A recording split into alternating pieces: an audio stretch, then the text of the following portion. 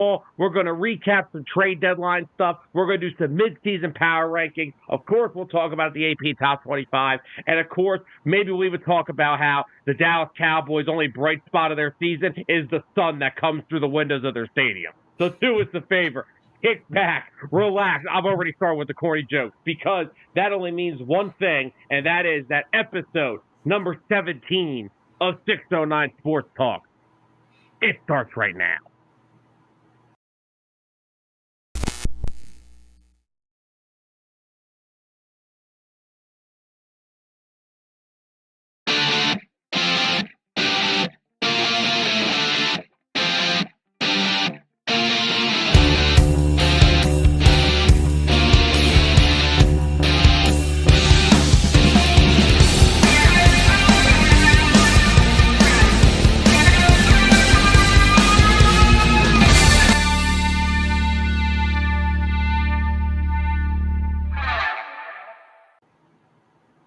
And welcome in, everybody, back to another edition of 609 Sports Talk, live here on Facebook, and, of course, live here over on YouTube. I saw that last second split to the background. Don't try to hide see anything.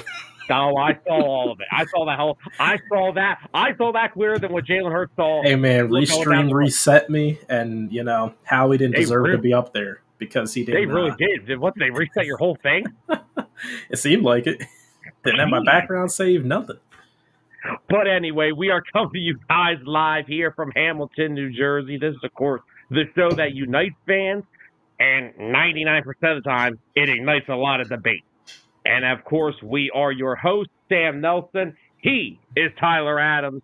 Mr. Adams, happy 5th consecutive Victory Monday.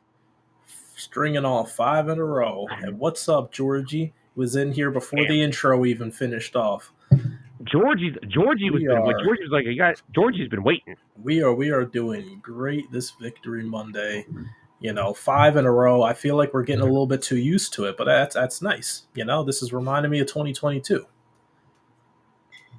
It's reminding me a lot about 2022. I'm not going to say. Now, am I gonna be calling for New Orleans? Not yet. Now, this Eagles season is kind of reminding me of my fantasy season so far. There's only been one game where I got boat raced and lost. Same thing with the Eagles. They had 2 games where they were just, they had a shot of winning it. Actually, hold up. No, they're 7-2. Yeah, they got blown out by Tampa. No, only the Falcons. So the Eagles are doing a little bit better than my fantasy team. Well, I'm rolling in my league. I am 7-1. I could have been 7-1. I still have a chance tonight, so I already won my week. I already won it. The guy is a number 1. I beat him a couple weeks ago. I got my butt whooped last week, but that's all right. Shook it off. And two of my 3 losses are I think I lost by 8 points week 1 without McCaffrey, and I lost by half a point the following week. I am currently sitting here up 1 point. He's got Jalen Waddle. I got Devon Achane. Let the fun begin. I'm taking Achane. Oh yeah, I'll take Achane all day and twice on Sunday. So we gotta wait and see. I'm hoping I can pull out a win. It would be nice. But so we got a jam-packed show. We'll talk AP Top 25 later on in the show. We'll talk some injuries around the NFL. There's some big ones. Some guys are coming back. Some guys are looking like they're going to miss the season. We'll talk about how that affects anything in terms of maybe some playoff races, mostly for one team. The other two, not so much. And I'm sure someone's happy about that, Georgie. Oh, yeah.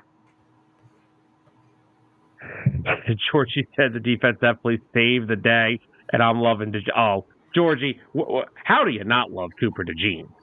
Cooper DeJean's just that dude. He could do it all. And I told y'all, watch out on the punt returns and kick returns. I still don't think Vic Fangio likes him doing that. He probably doesn't, because with how good he is playing all around the field on defense, you kind of wouldn't want to put him out there as a risk factor. But man, he's shifty. He's quick. Ooh. They hit with this draft. What's up, Matt? Matt's. Oh, I What's know up, Matt's Matt? happy. I think we're all happy. Hell, even the Sixers won yesterday for Matt. Matt had a good Oh my Sunday. gosh, is Joel back though? No. Then you guys aren't that happy. No. He should have been back. Oh, but he's 2 days. suspended. He's suspended now. Yeah. Okay. Well, Yeah, hopefully he doesn't hurt his foot off his suspension that he's on. Oh, Tyler, please. I can't have this. He walked down the stairs and he sprained his foot. Yeah, Tuesday is his return. It's only a 3-game suspension, so it's going to be looking like it's going to be up on a Tuesday. We're going up on a Tuesday here. But so yeah, we're going to talk AP Top 25. We're going to recap the NFL and college football's crazy week because college football is off its wheels right now. Mm-hmm. We're going to talk some power rankings here just in a few minutes. Matt, no disagreement. McCain is that dude. Kid from Duke, 27 points. Like it's nothing. It's just like it was nothing. But first little topic we're going to bring up, we're going to talk some NFL trade deadline. The deadline was last week. There were some moves made. Steelers traded for Mike Williams. Commanders traded for Marshawn Lattimore. And there have been some moves here. The Bengals traded for Khalil Herbert. Tell me you don't miss Joe Mixon without telling me you miss Joe Mixon. Tyler, now let's take together. There's been a lot of trades throughout the NFL season, even before last Tuesday. I mean, how many wide receivers have been traded? 6? Feels like it. Which move so far out of all these deals that have happened to have significant value do you think will be the most impactful for the remainder of the season? Well, I could tell you which one will be the most impactful negatively, and that's whoever the hell the Cowboys traded for from freaking Carolina. Jonathan Mingo for a 4th round pick. Jonathan Mingo. That's going to be the most impactful negatively to a team. Dude, did you see the game he had yesterday? What did he do yesterday? 0 catches. Nice. Do you know how many snaps he played? Nope. Don't care. It doesn't matter. You could have had Deontay Johnson for a 5th. Hell, you could have had Cobb for a 5th. Yeah. I thought with having Brandon Cooks, they would have wanted the old corpse of a wide receiver. Yeah. I mean, D-Hop's a way better looking corpse than Cooks is. That's a good Matt. I'm in agreement there. Matt's got Zadarius Smith going to the Lions. Yeah. I mean, Zadarius Smith didn't have the. He played a good game, but he's been getting clowned on the internet for something else. Yeah. I don't know if you saw or not. Do I want? Is it show appropriate or no? It's nothing that's going to get the page canceled. What did he do? He may have how do I say this? Didn't make it to the bathroom. Oh boy. Yeah. Oh boy. Okay, that's where that conversation's ending. That's where it ends. But it's just a rumor. Just a rumor. I'm trying to think.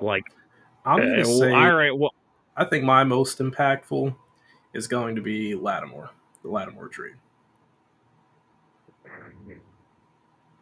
Oh, good Lord. Oh, Georgie. There we go. That's 2 words to put it into perfect perspective. That's all. Matt needs confirmation from you, Tyler. Yeah. It was the game yesterday. Yep.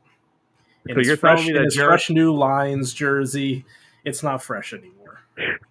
So you're telling me Jared Goff wasn't the only one crapping his pants?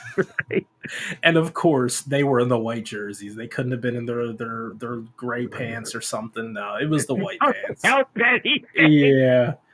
Yeah, that's bad. Oh, Wait, that wasn't he didn't wait, so is there another Smith on the team? There's gotta be. I mean, there's a million Smiths in the world. So there's someone with we the got last name 3. Smith. Yeah. Someone with the last name Smith. It's I good was to gonna know that at least it wasn't it. What's up, Clint? Clint says he's going with Amari Cooper to the Bills, even though he has missed the last 2 games. I agree, because Amari Cooper is not your quote-unquote number 1 wide receiver, right? He's not CeeDee Lamb. He's not Yep. Jamar Chase, which, by the way, could somebody in Baltimore remember how to cover that man? He's not Justin Jefferson. He's not that guy.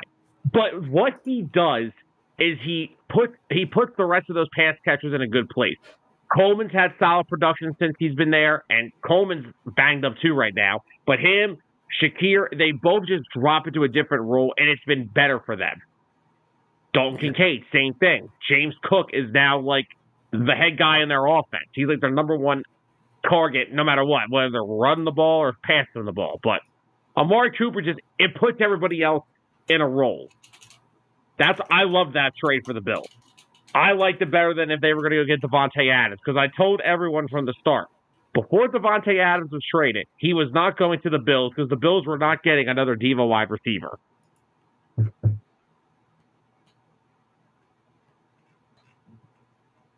So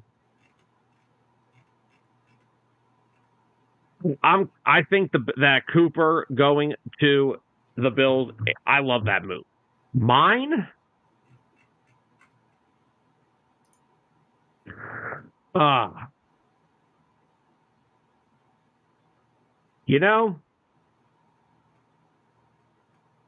mean, mine already, the one that I'm going to go with so far already helped them win a football game. What about Mike Williams to the Steelers? Yeah. Because I think people forget that Mike Williams is actually a very talented wide receiver. Yeah, when you're not stuck on the Jets. Yeah.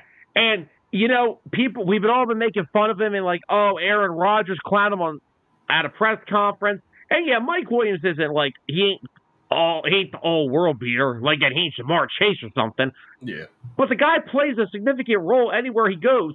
And the Steelers needed a wide receiver. You can't throw the ball to George Pickens every single play, which, by the way, it's amazing what George Pickens looks like when he has a quarterback now, right? Because he's been labeled a bust for a year now because no one throws him the football. Yeah, maybe because he doesn't have anyone to throw him the football. Now he looks like a freaking stud. Mike Williams just helps that team more. You still have him. You still have Pickens. You have Pat Freiermuth, who he also caught a touchdown yesterday. Shout out to tight end you noticed Penn State. And they're Najee Harris and Jalen Warren running the football. That Steelers offense looks pretty damn good. Now, granted, they have the most vanilla. They have the most vanilla offense in the league, but hell, if they can't stop it, they can't stop it. Yeah, they just chip away at you. I mean, they put up 28 on the Commanders.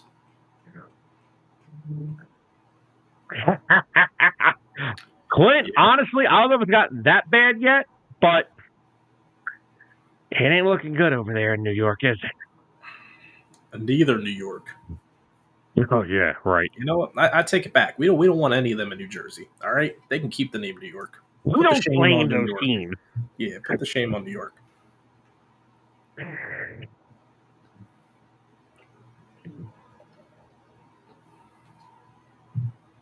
Oh, George, that was a shootout. That was a good old fashioned back and forth game. Yeah. And to be fair, Washington's trade acquisition didn't play yet. Yeah, exactly. I was going to say, give him some time to work his way in there, get his footing. It might take a few games.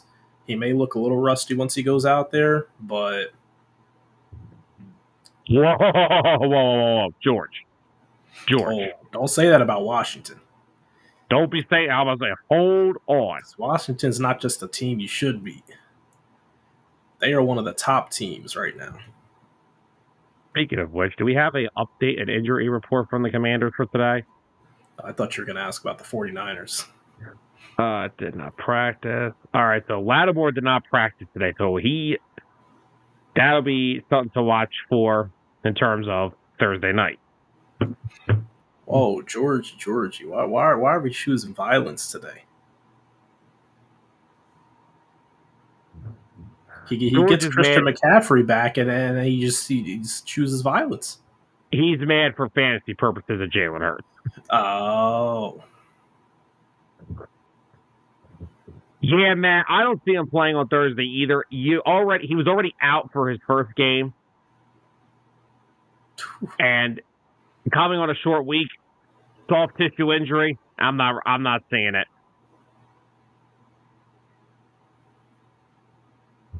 Yeah, Clint, dude's literally in the MVP talk. That's the Rookie of the Year talk. He's got that locked up. mm-hmm. Offensive Rookie of the Year, not a competition. Nope.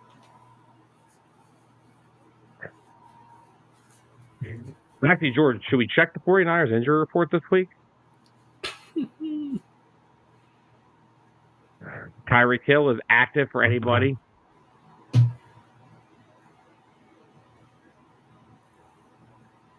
Well, George, what is with the violence today? Georgie really picking violence today, man. Oh man, I think he must be upset. Yesterday. He must be upset about Moody. He's a little moody about Moody. Get Christian McCaffrey back. You start this. AJ Brown 109 yards yesterday. Oh boy. Yeah, that's what I'll say about the Commanders. Their defense, it's good in some situations. Their run defense is not great. I think they're going to beat him with the deep ball and on the ground. But guess what's going to set up the deep ball? Not being able to stop Saquon Barkley. Who has stopped Saquon Barkley? That is the question. What's his lowest rushing total in the year so far? For Barkley, I think, was it yesterday? Was it? No, he only had 47 against Cleveland. Yeah. And he had more carries against Cleveland. Yeah, that's true.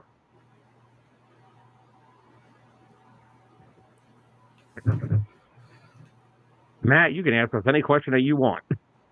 That's what we're here for. We're here for the people. I have the answer. Yes, Jerry Jones is a senile old man.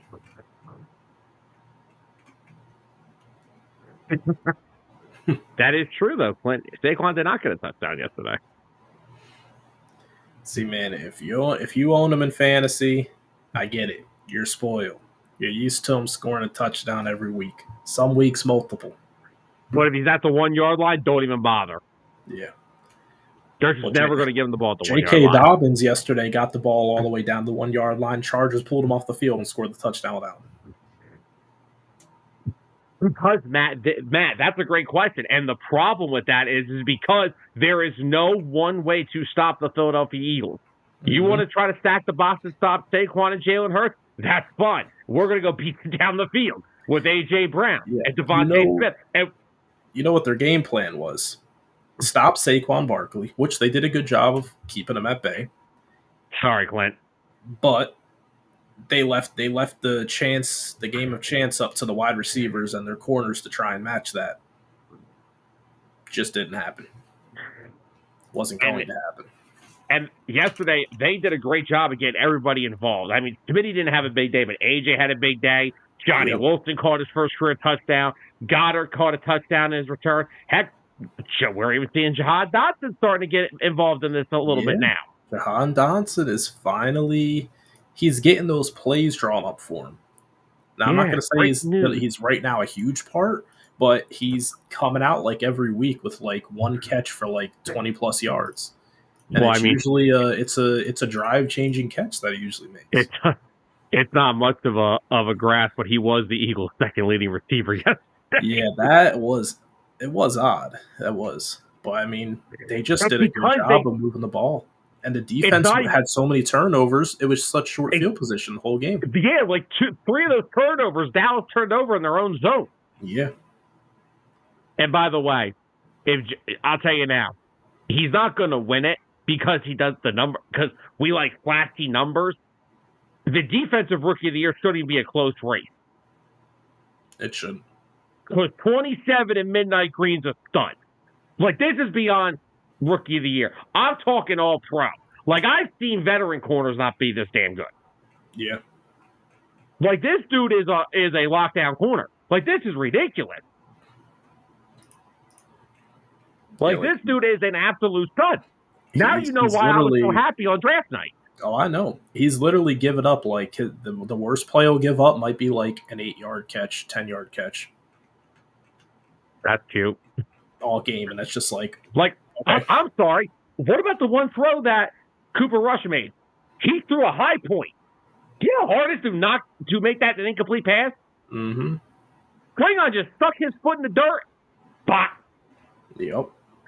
Then you have the other one, another high point, forced the guy out of bounds. Like, this kid makes plays that I can't see 6-year veterans make. This kid is special. Quinyon Mitchell is a special player. And you got to give a lot of credit to Vic Fangio. Who, yes, you know what? When the offseason started, we were tired of the bend but don't break. We were tired of the freaking Fangio system. I didn't like it with Jonathan Gannon, even though he had the best pass rush in football that year. I sure didn't like it with Sean Desai last year. I'm cool with the bend but don't break. Oh, by the way, shout out to Elliot Shore Park, who, by the way, blames all of the defense's problems last year on Matt Patricia. That's real. That's real. All Matt Patricia's fault? Yeah, sure. Elliot must have missed the first 2.5 months of the season. But Vic Fangio, listen to here. Wait, I got numbers. I got some numbers here. Eagles defense last year, points per game, 30th. EPA/play, 29th. Success rate, 27th. This year, points per game, 5th. EPA/play, 6th. Success rate, 1st. And don't be giving me weak competition BS either. They beat the Packers. They beat the Bengals. Yeah. Those are pretty good offenses. And after what you saw the Bengals do to the Ravens defense, that makes you feel better about Vic Fangio. Yeah. Because all you saw was big play after big play. That's what Cincinnati wants.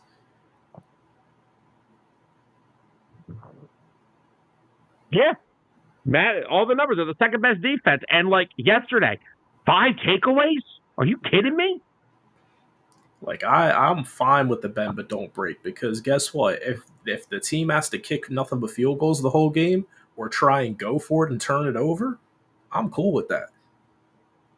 Well, like, what about, and like, how about that one? You know, Jalen's driving down the field, gets sacked, fumbles the ball. Not a good look. Yeah. Can't be doing that. But, I know he should have wrapped that up better. Look, I get it. Look, I get what I said early in the season. But you know what? You're going to have, if you have one of those games after every 5, that's okay. I can't see it every week. Because it's going to happen. You know, you're not going to have a perfect game every week. There's going to be mistakes made throughout the course of a football game. And honestly, interception, not his fault. Great play by Diggs. Yeah, it was. It was a great read on the ball. Wish Goddard would have tried to make a little better of an effort on it. I wish he would have came to it more. He kind of just like it, that kind of reminded me of like that one Devontae Smith intercept that got picked off early in the year. I think was it against Atlanta? Or was it Saints game? Yeah. And he just kind of like stood there and waited for it when he could have like, tried to make a jump on it. But, things happen. Haley, it don't matter because Tyrese Maxey ain't playing. I don't want to watch them without him. Oh, gosh, is he? Oh, no. What's his injury? He's got a hamstring pull. Oh, God. 2 weeks minimum. Oh, brother. And then I'm watching. They go to overtime last night. Paul George can't play. He's on a minute restriction. Grow up. Do you see how many injuries have struck the NBA over this past week? Yeah, Chet Holmgren. We're going to save that for next week. Because I got some opinions on that. But no, yesterday was all around. That was just perfect. It was. And again, I mean, you break down the stats. 348 total yards. 161 passing, 187 rushing. another balanced game. That's how they've done ever since they came out of the bye week. They actually listened. The early bye week helped us, and they came out of it and they reevaluated and they were like, okay, we need to have a different identity. We need to have a different approach to this. And what happened this week? We didn't try to act like we were the tough guy in the room this week, did we? Yeah. We actually had, 2 Jake Elliott field goals? 2? Yeah.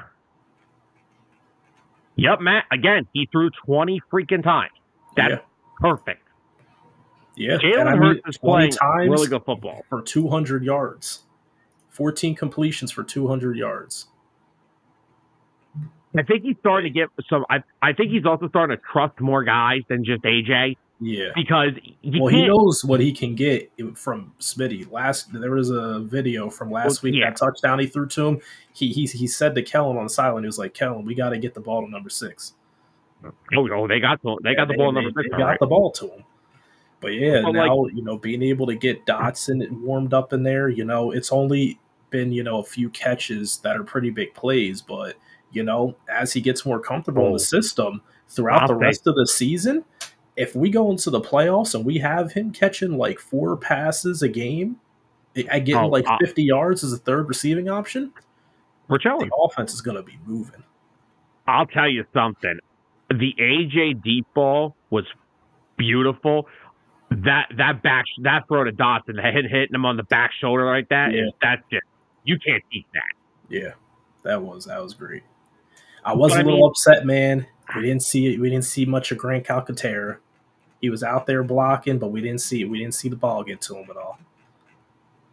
Nah, I will say that, but the other problem with that is when you've got there are quarterbacks that dream to have 4 or 5 seconds in the pocket. If you're at like 4 seconds and you still can't see, just go.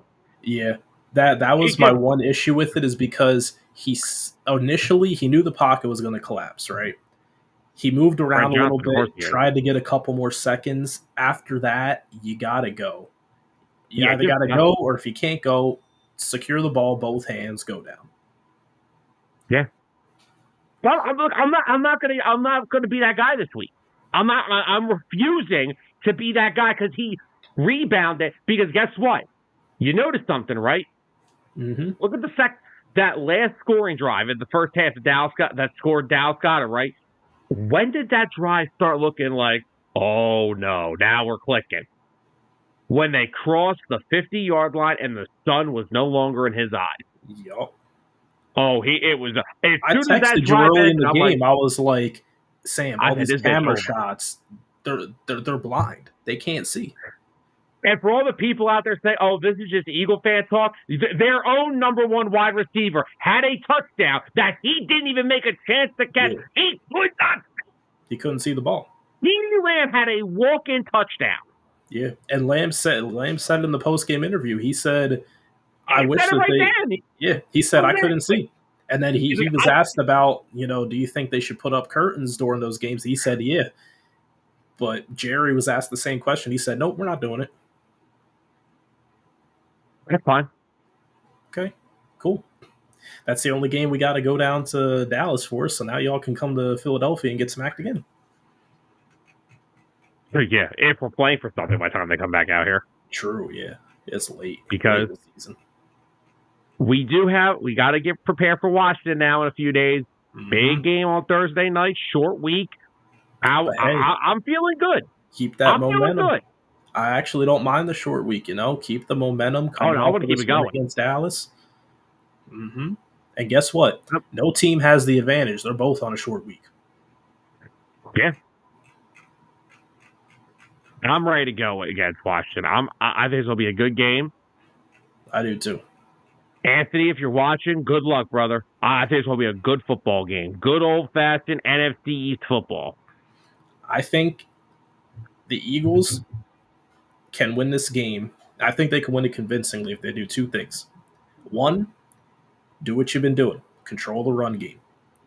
You got a shoddy run defense against Washington. You got the best running back in football. Control the run. Establish that part of the dominance. And also another thing, defensively, do what you've been doing the whole year. Don't let nothing get over the top on you. I watched tons of Commanders games this year, and the one thing I see is Jaden Daniels is great at escaping the pocket and extending plays, and the defenses lose their markers. Something that the Eagles have seemed to do is keep their markers for a very good time, and they don't lose that focus. So if they can keep focus on those guys and not let anyone run free on those extended plays, I think they got a good shot at keeping Washington at bay.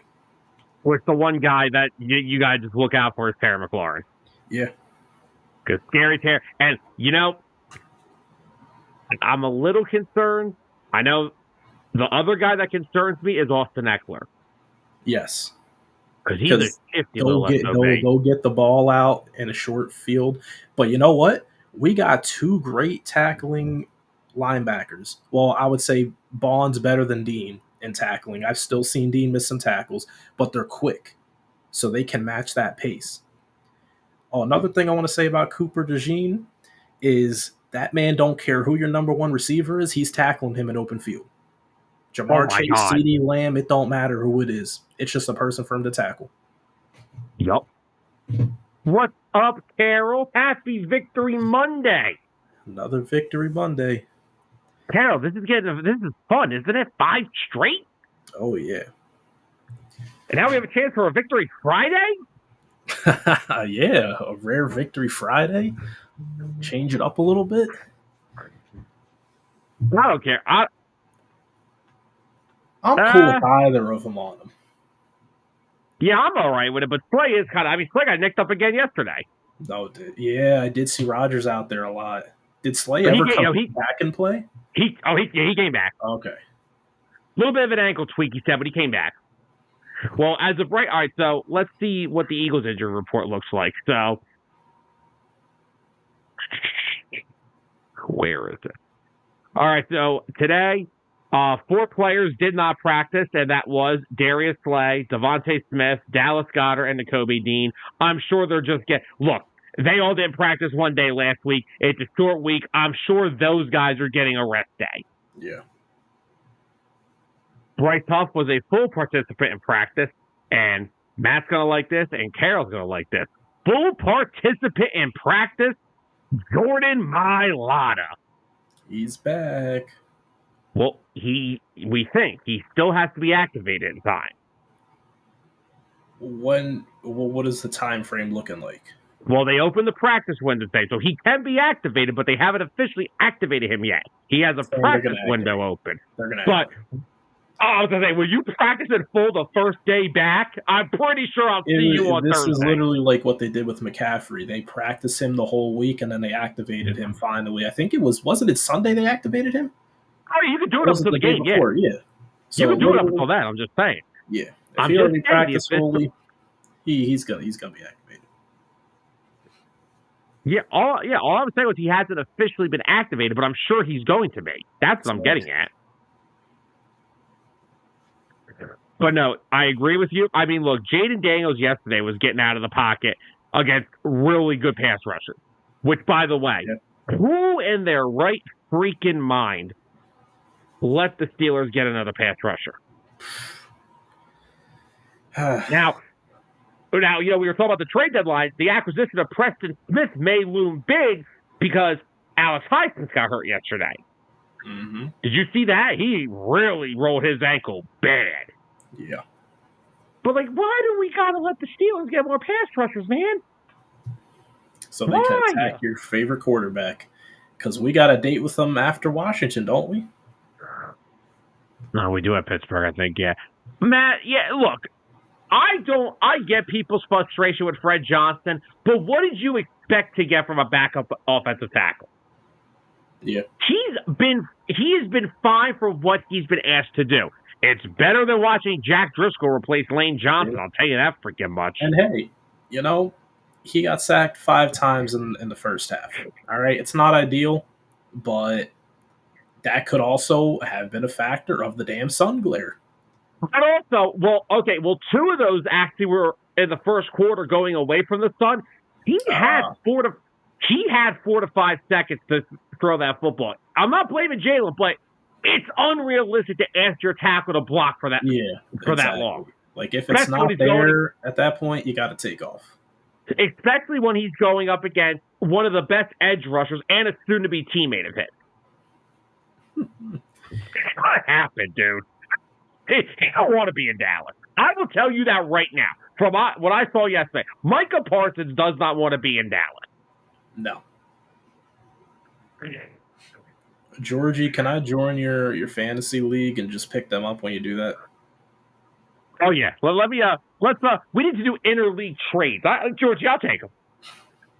I just first Sam Darnold yesterday. Okay. Yeah. I'm not having fun. I'm not having. Why are we both? If he could have thrown a touchdown or two, it would have salvaged the interceptions. But no. It could have been worse. You could have, had Jared Goff and started him. Oh, good God. That was just brutal. 5 interceptions. And still won. Still won by a field goal. Still freaking won. Which, by the way, I did actually have to pick up that field goal kicker because Washington's kicker was hurt. So I had to pick up, there was something Bates. I don't know his first name. Bates. Oh, my God, Clint. I don't know if I'm mad because this is funny or mad because Tyler texted me the same thing yesterday. Yep. I said to Sam, I was like, the 1 week I had to pick him up because I wasn't sure if Baker was going to be 100%. He starts seeing ghosts again. It's just my luck, He's killing it every week. The week I need him, goose egg. Matt, I don't even think it's CJ Stroud that hit the wall. I think the entire Texans team has hit a wall. It's the offense, man. Come on, you're that defense. Yeah, I was told that defense under D'Amico was going to be elite. It don't look too damn elite when you give 5 interceptions. You still blow elite. Yeah, the offense needs to convert at that point. 5 interceptions, you got to put more points on the board than that. Well, I agree with you. I agree with that. I mean, it's hurting them missing Nico Collins. They're hoping to get him back soon. Tank Dell's only one man. Losing Stephon Diggs, everyone tried to clown on Diggs. It's a loss. I had Diggs still a major loss. Diggs was a valuable part of their offense the whole year. Yeah, I agree with that. So they're struggling with some things. It's going to be tough for them. They're very fortunate that they play in, without a doubt, the worst division in football. Yeah. Because they're going to win the division. But they are lucky that they play in the shittiest division in football. Yeah. But George, I was pissed. He turned it off. It was only 20. I knew they were screwed. Oh, that's unfortunate. So that came down to a game time decision. I hate those game time decisions. Just like McCaffrey, week 1. They couldn't give me a day advance. No. Had to tell me that night that he wasn't going to play. Matt, I had Sam Darnold this week only because I had Caleb Williams as my only other option. And oh my freaking God, I can't wait to start talking about the Bears in a recap in a minute. Ooh. I cannot freaking wait. But, all right, Tyler, give me a winner and a loser from the trade deadline. Then we're going to move on to our power rankings real quick. Man, that was just the trade deadline talk. I feel like we recapped the whole Eagles, too. Oh, we do that all the time. I mean, come on. Come on. Winner. I'm going to still go with Washington because I think it's going to impact them the most over time the rest of the season. Yeah. Biggest loser's got to be Dallas.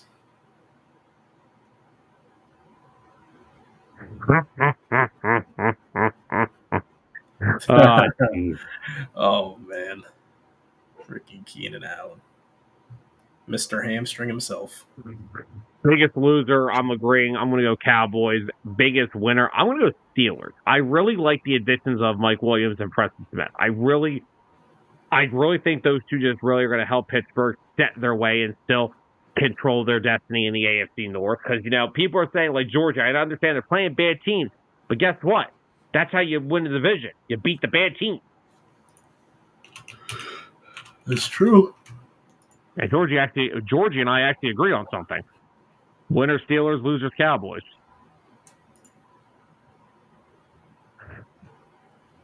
Matt, they've never. They're the Cowboys. They'll keep losing.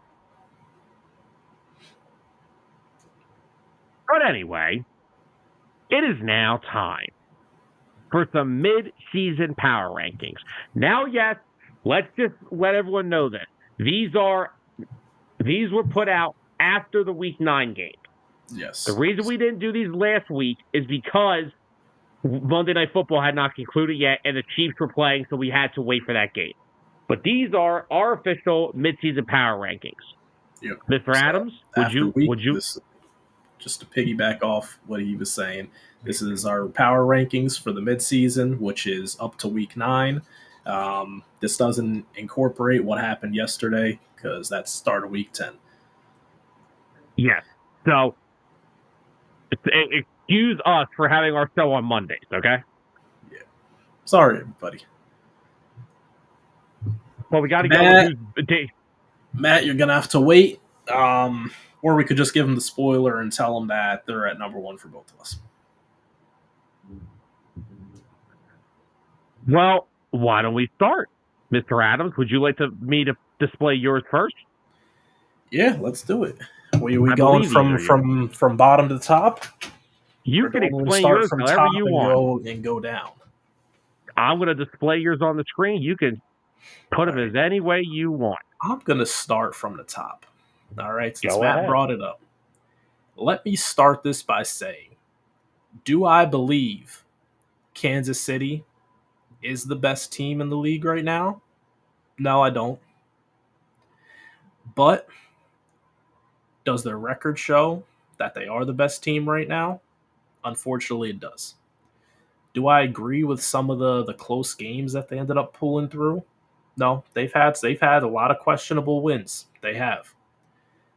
But at the end of the day, a win is a win.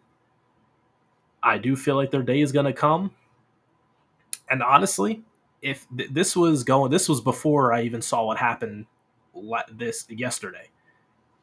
Because if we were doing this after taking into consideration what happened with them yesterday, I made this list before yesterday. I honestly might have bumped them down a couple of spots, even though they still won. But at the end of week 9, I was still like, okay, Chiefs, sure, keep them at 1 for now. I know that's going to change over the course of the season because I see multiple teams on this list that I see beating them. So there's not much else I have to say about the Chiefs at number 1 other than they're the only undefeated team currently. Their defense has been their only bright spot. They're doing a great job slowing teams' offenses down. Offensively, they just look lost out there. I mean, they're getting I think Kelsey just yesterday had 5 catches for 54 yards and a touchdown. Isaiah Worthy, I don't even know if he did anything for them. Isaiah Worthy has not been done anything. I was told he was the next Tyreek Hill. One catch. Let me see. Yeah. 1 catch for 11 yards. And D-Hop has provided some sort of hope for their offense. And as he progresses with them throughout the rest of the season, don't sleep on Kareem. Probably, Kareem Hunt having another resurgence. And then are they expecting to get Pacheco back at some point? Yeah. Okay, so eventually, if they can get him back, I can see the Chiefs going back to that run heavy mentality with Hunt and Pacheco, and then having to pass the ball when they have to. Because it's unfortunate, but the one thing I'm going to say is the reason I believe the Eagles lost that Super Bowl to them is because they couldn't stop the run. Amongst some other things, them not being able to get their footing on that field to be able to get to the quarterback. George, I saw this yesterday and I couldn't believe it. Yeah. He actually, dude. I did see that. And that's why I should have put a question mark next to the Chiefs when I sent you that list. I should have put a question mark. But let's just imagine there's a couple question marks next to them. Oh, there's a lot of question marks. But I will, in my power rankings, explain why I have them at 1. Mm-hmm. Like I don't think the Chiefs are the best team in the league. It's just strictly their record. They're the only undefeated team. Hopefully that changes soon. Hopefully Taylor Swift doesn't have any more influence. Oh, stop it. But and also another thing I want to say about the Chiefs game from yesterday, I think that is a load of bull that you got the Broncos moving down the field, Chiefs backs are against the wall. This isn't some middle of the game field goal that gets blocked, people are sleeping. This is the game winning field goal. You mean to tell me that there were 4 Chiefs players who could have blocked that? 4 of them that got through on the biggest kick of the game, biggest kick of the season. And you're telling me that 4 guys had a chance to get through on that? Yeah, so. Tell me that wasn't scripted. Because there's just no way. I get it if, like, you know, what Myles Garrett did to us, jump the whole line. Okay, cool. I get it if one guy is athletic. Myles Garrett's also a freak. Yeah, exactly. If they're a freak athlete, you know, they jump the line to get the block. That's just a great play. But you mean to tell me 4 people got through on that line and had a chance to block it? And also, when you go back and look at the replay, their kicker looked like he was kicking a line drive. What happened to kicking the ball up in the air? Because it looked like he just kicked it straight at him. They got to get ready when they put a crossbar. You got to kick it through the upright instead of over them. Oh, my gosh. But, yeah. So those are my thoughts about the Chiefs game yesterday. Yeah, I hope Buffalo blows the doors off of the Chiefs. Josh Allen is our only hope. He is our only hope. I hope they blow the doors off of them. Josh Allen is our only freaking hope. Yeah. And did you see the other video of the false start that wasn't called where, like, Kareem Hunt almost got taken out by his O-lineman because he was in motion? You act like that's something different? Because they get away with that crap every week. Yeah. But anyway, let me move on to the rest of my list. At number 2, I have the Detroit Lions. The Detroit Lions have been playing very convincing football. Again, before yesterday's game was the only game that I really looked at them and I was like, okay, Jared Goff can be a very big vulnerability for them still. But the team still hung in there. Jared Goff hung in there, didn't give up on himself, and he ended up moving the ball still. Defense played great for him. They're still trying to figure it out and make it work without Aiden Hutchinson. But they're still a very convincing team. And midway through the season, I think they're the second best team. Fair enough. Now coming down to number 3 with the Commanders. The Commanders playing great football as well. This isn't taking into account the loss that they suffered yesterday. But prior to that, they were leading the NFC at 7-2. The Eagles were at 6-2, played one less game than them. And the Commanders were playing very good football. They were putting up a lot of points on teams. Their defense was playing well enough. And then you come down and look at the Bills. Bills are another team. They're playing really good offensive football, moving the ball well. Josh Allen's having a great year, not turning the ball over much at all. And he's doing it with, whoever a wide receiver. Got Shakur, Keon Coleman. Now they got Amari Cooper, who's already, you don't know which week he's going to play and which week he's not going to play. It's Shakur. And then we come down to the Ravens. Now, this is where it gets interesting because after week 9, I feel like the 1 through 3 spots were kind of solidified in themselves. But then coming down to the 4, 5, and 6 is where it was kind of tough for me to base on where I wanted to put people. Obviously, I couldn't be the homer and put the Eagles higher. They were 6-2 at the time. They were second in their division. They were coming off of 4 straight wins. But the only caveat to that was the best team they played out of them were the Bengals. And they played great against the Bengals. Defense held Joe Burrow at bay. Offense went out and put up points. And they were playing great through those 4 weeks. But I still didn't feel like they showed me that they were back to that team that could go out and beat anybody. But coming off of another win against the Cowboys, yes, there was no Dak. They had Micah back. They blew the doors off them. It's still a win against a division rival. How much of a difference was Dak really going to make? Come on. That's what I'm saying. Dave, oh man, Trey, can we get Trey Lance out of here? Trey Lance. Oh my God, stinks. Fans were clamoring for him to come out, and he comes out and he immediately gets put back on the bench.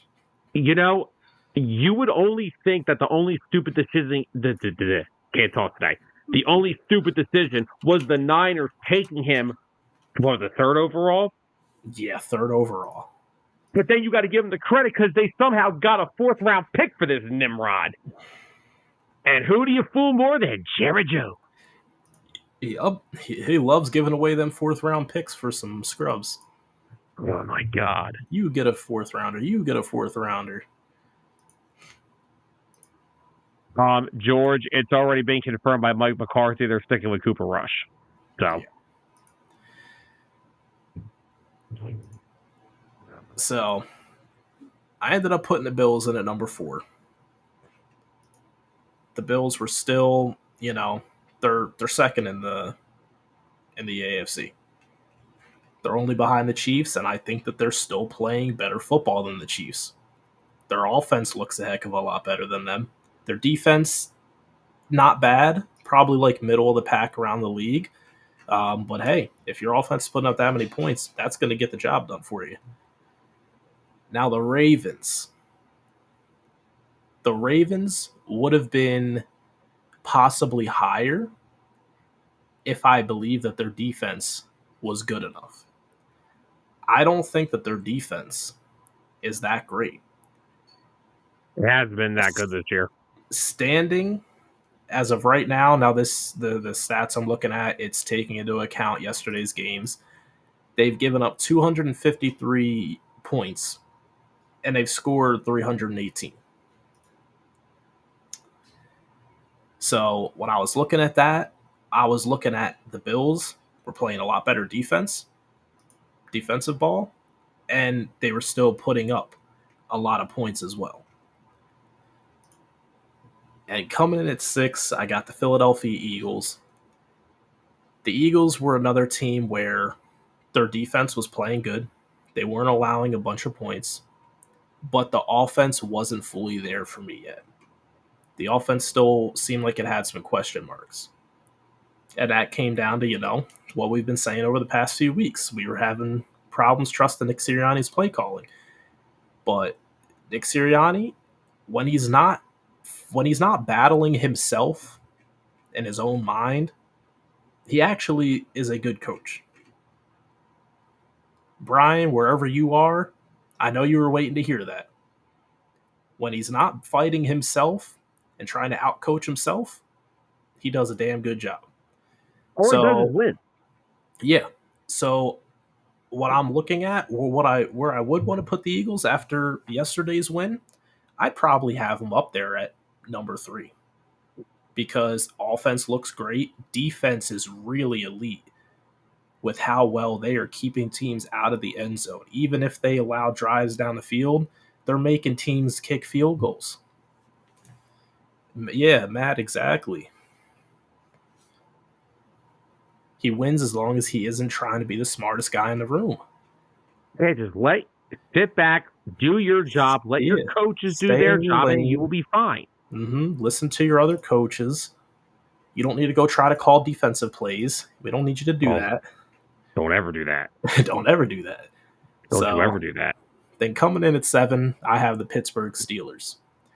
I didn't think the Steelers were better than the other teams. I know, oddly enough, you got the Eagles and the Steelers right there with each other. I still felt like the Eagles were a stronger, more dominant team than the Steelers. And that's really about it. Now, after their victory over Washington yesterday, I'd probably have them on the move up to like maybe 6 or possibly 5, but we're not doing weekly power rankings. So, that'd be going really in depth to try and figure out all that. But at number 8, we got the Vikings. Yeah, that's yep, Anthony. This is what it is. This is the midseason power rankings. So yeah, I'm glad we agreed on where the Eagles should be placed because I know you don't always agree with where I have them at. But this is why we wanted to do the midseason so that we can get a good report for each team, see where they're at midway through the year, and base it off of that. So at number 8, I have the Vikings. Vikings, there's a lot of NFC teams on here because the NFC teams are having very good years this year. The NFC is loaded. There, ironically, isn't any NFC West teams in the power rankings, if you didn't notice already. I don't have any either. Yeah. And the reason for that is they're not really looking that good. Now, things can change. The Cardinals could get some more wins. The 49ers could get some more wins. As it stood midway through the season, yeah, Matt, you're right. Really good defensive play. The offense, it seems better than it was earlier in the year, which is good because they're playing better teams toward the end of the season. So they're going to need that offense to step up a little bit more. Yeah. But at number 8, I have the Vikings. The numbers I got are, including the week 10. So they're 7-2 right now, but their defense has only allowed 157 points, and their offense has put up 221 points. So their numbers actually didn't change a whole lot from week 9 to week 10 because they only put up 12 points. Well, when you win 12-7, that's going to happen. So the numbers are actually pretty accurate still from when I did the power rankings. So yeah, their defense still playing really well, one of the best in the league. And offensively, when Sam Darnold isn't seeing ghosts, Sam Darnold's only had 2 bad games all year. And I don't know if those were the only 2 games they lost because they're 7-2. I'd have to go back and look at that other game. He put up a stinker, which actually I could pull it up real quick. I could do it real quick. I have him. You gonna look on fantasy? No, just I got you. Oh, you keep going. I got you. Did they lose to the Jets? Because that's the only other bad game he had. Which losses did they have? No, they beat the Jets. They beat the Jets and the Jags. So his 2 worst games, the team still won. That's pretty impressive.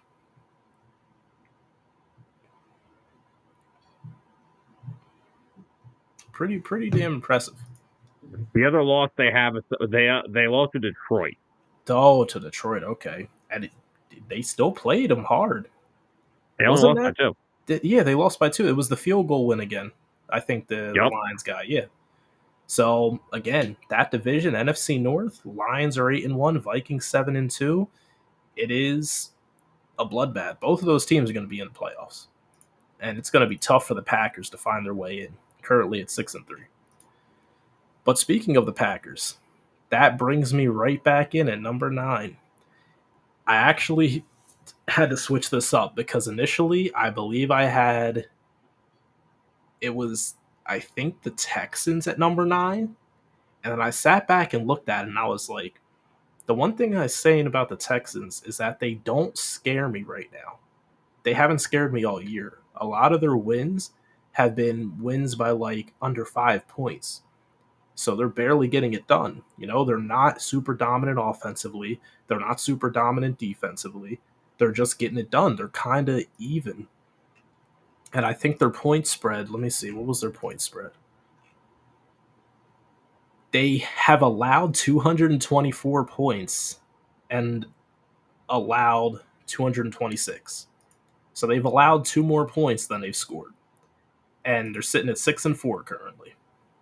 So they don't scare me. That's why I had to bump them down to number 10. And as you see, I have a 2-way tie at number 10. Because I also wanted to include the Falcons in there. Because I honestly believe the Falcons and the Texans are playing very identical football. Ooh. They're not outscoring their opponents by much. The Falcons, have scored 238 points, and they've given up 236 through week 10, and they're sitting at 6-4 as well. So their offense isn't really outplaying their defense; it's very equal. That's why I have them almost as a direct tie. Okay. Don't really have many, notable teams on there that just missed the cut because there weren't really many for me to see. The only one would have been maybe the Chargers at 6-3. The season's not over. If they could string off some more wins, they could find their way in. And then possibly the Cardinals. And with McCaffrey back, the 49ers might make some noise. Oh, yeah. Anthony said the Falcons are only in there because the division is weak. Yes, I mean, that is true. But they've got some wins against some notable teams, one being the Eagles. Carol, have a great night. Hopefully we have a victory Friday. Oh, yeah. See you, Carol. But yeah, all right. They hold a win against the 7-2 Philadelphia Eagles. Yeah. It might have been by 1 point, but a win's a win. They lost by 5 to the Chiefs. They beat the Saints. They could have beat the Chiefs. Yeah, they could have beat the Chiefs. Yeah, a lot of teams could have beat the Chiefs. They got boat raced by the Seahawks. They beat the Panthers like they should have. They beat the Buccaneers, which the Buccaneers were hot and rolling at that point, and they beat them. That was the Kirk Cousins Thursday night masterclass. Yep. And then they beat the Cowboys back when they still had Dak.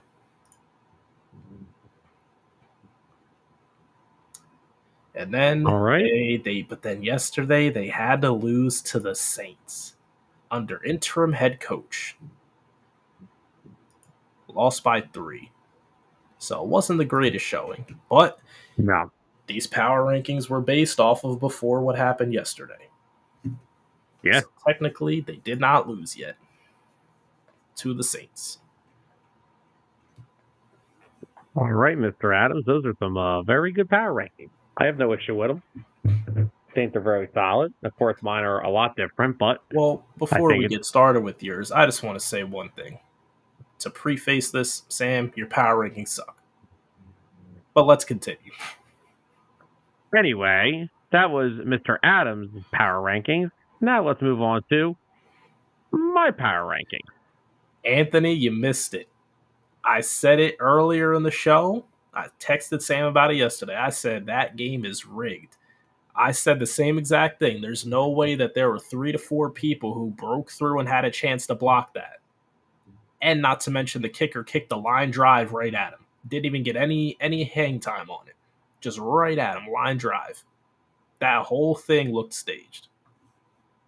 People aren't ready to have that conversation. I agree with Georgia on this thing with the Saints. Every time an interim coach is hired, that team wins the game. We've seen the Raiders do it how many years? You don't want to be playing the Raiders the week after they fire their head coach. Oh, dude, that's a Super Bowl contender every year. So basically, for the Raiders to win, they have to hire. No, listen, hear me out. To win a Super Bowl, they have to hire 18 coaches, fire one a week. Oh my gosh, they're gonna have the head coaching committee like the Eagles did. Like freaking how many years ago was that? Stop it! I don't want to talk about it. The committee. All right, let's get into my power ranking. And now it's time for me to explain mine. Of course, number 1, I do have the Chiefs. Like you said, there's question marks. But, when you're 8-0, here's how I look at this with the Chiefs, right? As much as you want to hate them, as much as you want to disrespect them, they still have the best quarterback in the league. They still have the best head coach in the league. And this team has lost Isaiah Pacheco, Rashee Rice, Travis Kelce. I know you're saying he's not hurt. They lost to Taylor Swift. But anyway. You got me there, Sam. You got me there. Their offense is literally whatever left of Kareem Hunt, whatever's left of D-Hop, and they got the best defense in football. Like you said, I don't think they are the best team, but somehow they're finding ways. Flag. Phantom flag. Anthony, that's because... Hold on. Anthony, that's because the Jets are the Jets. Yes. Very well put. All right, yes, Matt, this year. I get that. But Yeah. you understand where I'm coming from. You But still got the talent wise, we all know he's the best quarterback. the world is over if he gets hot. That's the problem. Yeah. By the way, can he stop faking injuries too, by the way? He's such a crumb. I swear he fakes injuries. Oh, go back to that Super Bowl, man. He was faking that ankle sprain. He made it seem like, that was real. Someone someone got injected that after that. Well, Matt, George, like that's it. I got 40 minutes to put power rankings together. So at number 2, I have the Baltimore Ravens. I get it. The defense is a little bit of a concern this year. I think in the play, when we get later in the season, I think they heat up. I feel like their defense gets better when the weather gets colder. okay. Also, though, how can you stop those two? I cannot put them any lower than 2 because they've got the best quarterback in football. And I want someone to stamp that right now. That's coming from me. They've got the best quarterback in the NFL right now. Lamar Jackson is playing out of I'm doing it right now. He's doing it, man. He's doing it. Let him cook. He is playing some of the best football I have ever seen out of him. And how do you stop an offensive tackle running the football? That man is bigger than Jerome Bettis. That man is bigger. That dude is bigger than Eddie Lacy after going. Listen, this guy is bigger than Eddie Lacy after going to Old Country Buffet, okay? This dude is 6 foot, God knows, 6'4", 250, and he's running like a madman. The year Adrian Peterson was the MVP, basically, of the freaking league, when he had the 11,028 yards, Derrick Henry has already eclipsed that. It's week freaking 10. Derrick Henry is Anthony. The Ravens have been good for years. Stop it. Yeah, they're just even better. No, yeah, Anthony. It's called you're missing that one piece to put you over the top. That's their one piece. Yep. But Lamar Jackson and Derrick Henry are the reason that, honestly, I think if they played right now, I think the Ravens destroy Kansas City. Yeah. They already would have beat him if Isaiah Likely's foot wasn't an inch longer. Yeah. They basically got Kevin Durant. I remember that year. That's why they're my number 2 team. At number 3, I have those Detroit Lions. Look, I absolutely love Dan Campbell. I think Dan Campbell's one of the best coaches in football. He's the coach I want Nick Sirianni to be. Ben Johnson, do your job. Glenn, do your job. I'm going to shut up and set the tone. If Nick could just do that, let his guys do their job, we're chilling here. Dan Campbell has got that team. This team just, I know we're not, this had nothing to do with last night's game, but do you know how incredibly effing hard it is to win a football game when you throw 5 picks? Yeah, they were the first team to throw 5 interceptions, be down 15 points at halftime, and still win. Yeah. That's just like the odds are stacked against you, and they still won. Well, Matt, actually, I may agree with you since it was 70 degrees in the second week of November. But the Lions, their defense, even without Aiden Hutchinson, still playing pretty well. I'll tell you one thing. They got a superstar in that secondary, and his name is Brian Branch. Oh, yeah. Brian Branch is a stud, and he has been so good this year for that defense. Their secondary is better since with him in his second year. They got Carlton Davis from the Bucs in the offseason, who has 2 picks last night. Yep. They are playing great football, and they are going to beat you no matter. It don't matter what Jared Goff does. You know why? Because they're going to take David Montgomery, Jahmyr Gibbs, and they're going to run the football down your throat because they have, I'm sorry, I know the Eagles will have a great one. The Lions have the best offensive line in football. I would actually agree with you on that. Their offensive, dude, they steamroll you. They just run you over, and they don't care. They are absolutely ridiculous. So that's why I have the Lions at number 3. At number 4, yes, I do have the Philadelphia Eagles. Look, I get it. They were when I did my rankings, they were under the Commanders. The Eagles, to me, are just. I gotta look at when I look at these teams here. I look at like certain things, and when I look at the Eagles and Commanders, right? The Eagles, you could pick a few things why this team is 7-2. Well, 6-2 when I made it, but 7-2. Jalen Hurts is playing elite level football once again. Saquon Barkley has probably been the second most impactful free agent signing behind Derrick Henry. You could make the case that he's been just as impactful, if not more. I think they're neck and neck. Yeah, and honestly, the one thing Saquon has up on him, better pass catcher. Yeah. And it's just the additions of Kellen Moore and his offense. It's Vic Fangio having the Eagles with one of the top 5 defenses in football when they were bottom of the league last year. They're just playing really good football. And, I'll tell you right now, 1 through 3 could have been switched. 4 through 6 could have been switched. These could have gone either way. These were not easy decisions. Yeah. And then at number 5, I have the Commanders. Look, I get it. I know people are going to call me a homer. I have the Eagles. There's no way to really. The Eagles, I think, it's kind of that experience factor with me. This group's been together for a while now. All they did was welcome in Saquon Barkley. Oh, that's pretty damn impressive.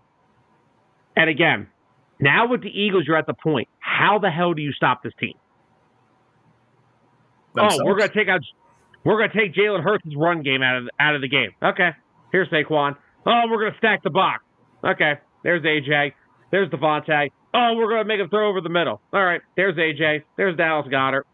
And they still have one of the best offensive lines of football. Now, is it as good as it used to be? Is it better than the Lions? No. But Mailata, when healthy, one of the best left tackles in football. Well, we saw Mailata go out. Well, it was the Bucs game, right? Oh, no, that was the Browns game. Oh, was the Browns game? Mailata's been out since the Browns game. I thought he would miss. I thought he was out since before the bye week. No, he got hurt in the game after the bye week. Okay. Oh, I remember now because I remember I made the joke that Mailata pulled his hamstring when he was chasing back that blocked field goal. Mm-hmm. I remember now. It's coming back. But yeah, so Mailata, still one of the best left tackles in the league. Dickerson, starting to get going again. You know, he was a little slow starting. Cam Jurgens, he's been really good. Lane Johnson. What else do I have to say? And what about Mekhi freaking Becton? Yeah. Mekhi Becton's been playing amazing at right guard. It's like, how do you get past these guys? Matt, are they ranked better? That's crazy. I still think, but you know what? I'm still going to say eye test. I still take the Lions. I'm just going to say they're both two of the two best in the league. Pick who you want to be number one. They're the two best. I'll take it either way. Is Brian Robinson going to play on Thursday? Do we know? I don't. He's missed the last 2 weeks, so I don't know if he's going to be ready to go. On a short week, yeah, I don't know. Yeah. And Anthony, I will give you that. That's a big part of Washington's offense, too, Brian Robinson. So that's a big one. He's a good runner. So I have the Commanders at 5. Jaden Daniels easily is going to win Offensive Rookie of the Year. It's not even close. Terry McLaurin and him have already turned into a great wide receiver quarterback combo. Their defense, it's good. It's not, in my opinion, at the Eagles level. The Eagles have a way better defense. The Commanders second, I'm sorry. You know what? I will say this, though, we are going to make history on Thursday. Father and son will play together. A.J. Brown versus Emmanuel Forbes. Shut up, Sam. Hey, man. They had to go get Marshawn Lattimore for a reason. Yeah. And that's because Emmanuel Forbes and Benjamin St. whatever his name is can't cover anything. Benjamin St. Juice gave up the game-winning touchdown to a guy who was on the Steelers for 2 days. I love the Lattimore pickup. I think that'll help St. Juice and Forbes out a lot. I think it moves them down the depth chart. It puts them in better spots. But if they're going as the top 2, sorry, man, A.J. Brown's A.J. freaking Brown. Yeah. I mean, he's A.J. freaking Brown. But no, Jaden Daniels is easily the Offensive Rookie of the Year. He is going to be in the MVP conversation this year. what Dan Quinn has done and what you really got to give credit for, Cliff Kingsbury coming over to Washington has turned Jaden Daniels into a stud. Yes. That Washington team is good. There's parts of their team I think Philly is better. Now at number 6, I have the Buffalo Bills. Yes, they've had a very good season. I think the Bills have actually been better off since the Stephon Diggs move. I think it was just better for both parties to separate. It was better for Diggs to get out of Buffalo. It was better for Buffalo to get Diggs out of there.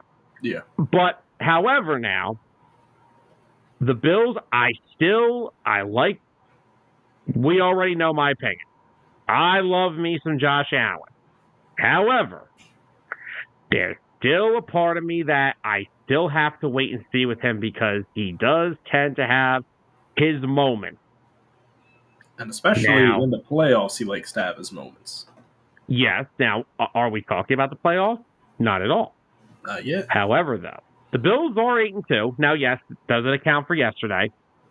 They have played they've played 2 teams that are in my power rankings, and they've lost to both of them.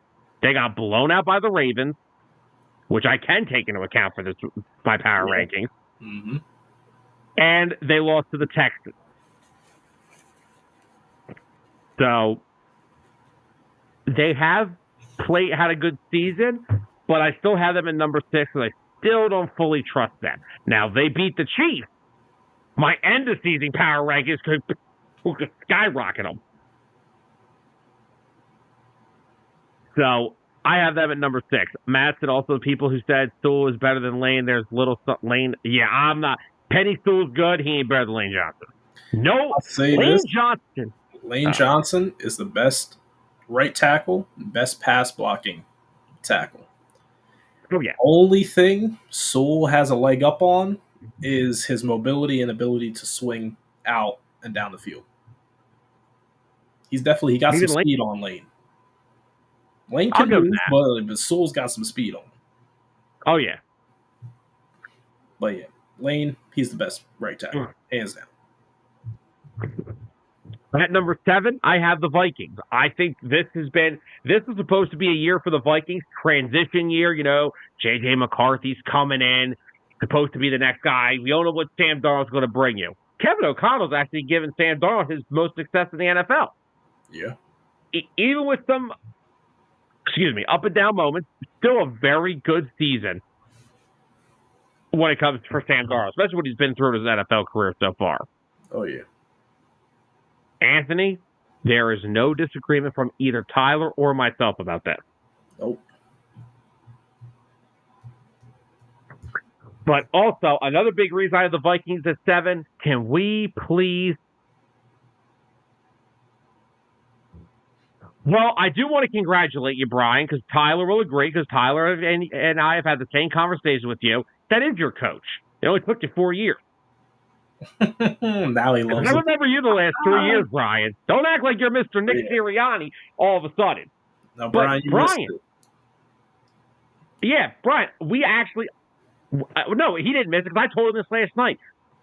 Nick Sirianni has done nothing but give us really good football. 9-8, 13-3, right? We didn't play 18 games the year we won the Super Bowl yet, right? No. 11-6. This year, 7-2. As long as he shuts up and gets out of his own way, we're fine. The guy's 41-19 since coming into the league. Yeah. No, I messed with Brian last night. He said, you can't say anything bad about Nick this week. I said, why not? But yeah, I gave Nick some credit. I said the same thing Sam just iterated. When he's not trying to outcoach himself and he's not getting in his own head, he's actually a really damn good coach. Oh, damn, John Robinson passed away. Oh, wow. Former USC coach. Damn, man. Why? Pneumonia. Anthony.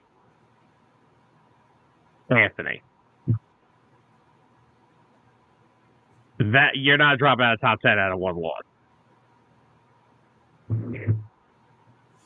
So wait, hold on. So losing to Jacksonville would have knocked us out of the top 10, but beating Cincinnati and Green Bay means nothing.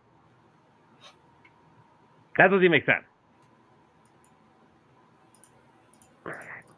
I mean, almost losing to Jacksonville isn't really a fair statement because they lost a lot of their games by less than, I don't know. Let me pull it up real quick.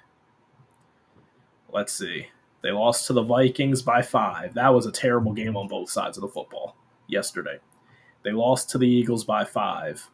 You're seeing a trend there, right? They lost to the Packers by 3. They blew out the Patriots. Okay, good. You should. They got blown out by the Bears. All right. They lost to the Colts. Oh, no. They won against the Colts by 3. They lost to the Texans by 4. They got blown out by the Bills. Okay. They lost to the Browns by 5. They lost to the Dolphins by 3. And that's when the Dolphins were fresh. That was first game of the year. Yeah, an A-Chain out there, Tyreek, Waddle, Tua. It was 20-17. Yeah. So, real quickly, what's up, Dalton? What's Our up, friends Dalton? over at the 302 Birds podcast.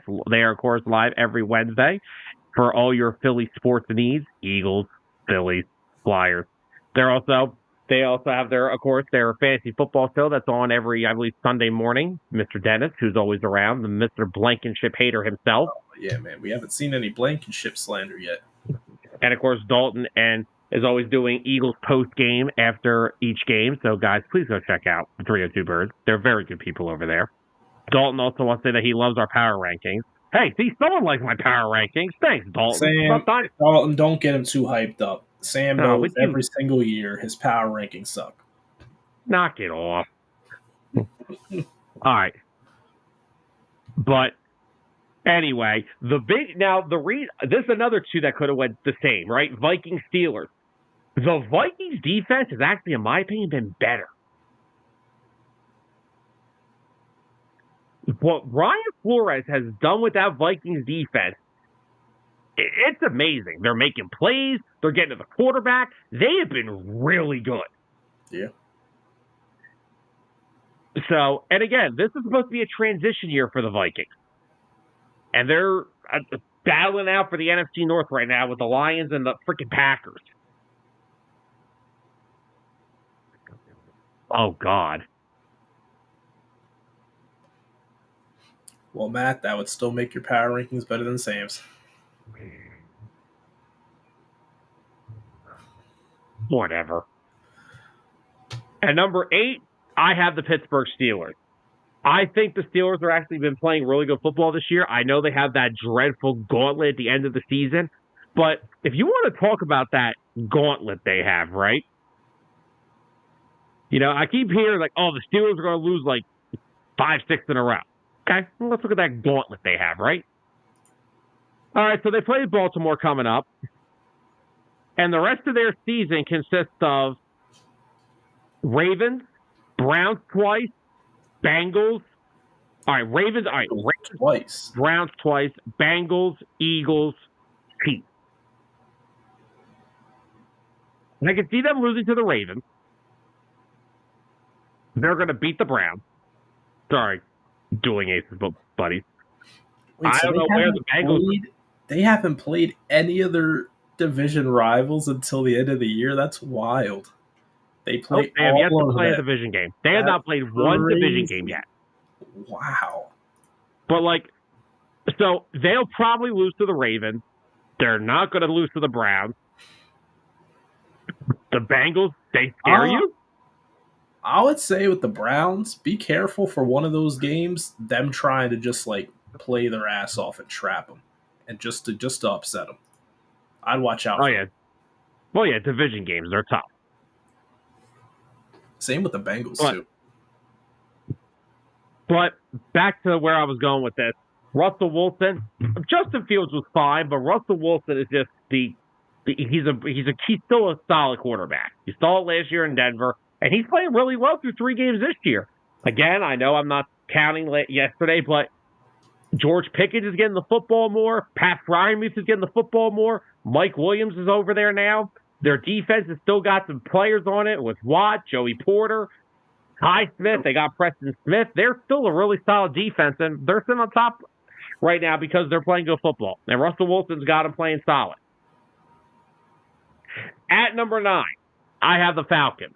Yes, I have the Falcons over the Texans and the Packers, who are my two-way tie for 10. I'll explain why. The Falcons are 6-4. Now, they were 6-3 when I made this list. The reason I have them ahead of the Texans in them, listen to this real fast. Here's the Falcons' remaining schedule. So, all right, they played New Orleans. Yesterday they lost. Wait, where am I at here? Oh, here we go. Next game, at Broncos. Could go either way. Chargers could go either way. Vikings, Raiders, Giants, Commanders, Panthers. They're easily going to be in a good spot to win their division. Yeah, I see it. And Kirk Cousins is actually playing really good football this year. He's gotten better and better each week.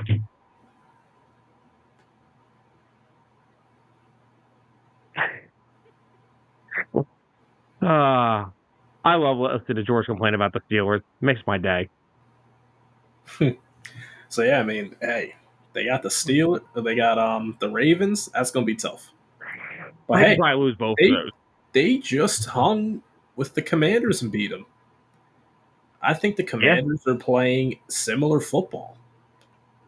Now, granted, the Ravens' offense does look a little bit better than the Commanders, but the Commanders still have one of the best offenses in the league. They drop points on you.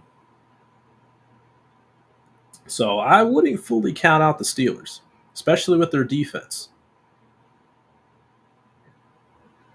Yeah, and again, Russell Wilson is still playing really solid football right now. Yep. So I have the Steelers there. That's Steelers. I have that's why I have the Falcons at 9, Steelers 8. Steelers have a gauntlet. I still think they can still manage it. Falcons, they've got a really favorable schedule second half of the season. Now let's get to the shit show at number 10. You want me to tell you why the Texans and Packers are tied for 10? Let me know, because I'm actually kind of surprised. You almost had it similar to me, but you flip-flopped the Falcons for the Packers. Let me ask you. The Chiefs have an elite defense this year, right? Mm-hmm. The Ravens, Lions, and Eagles do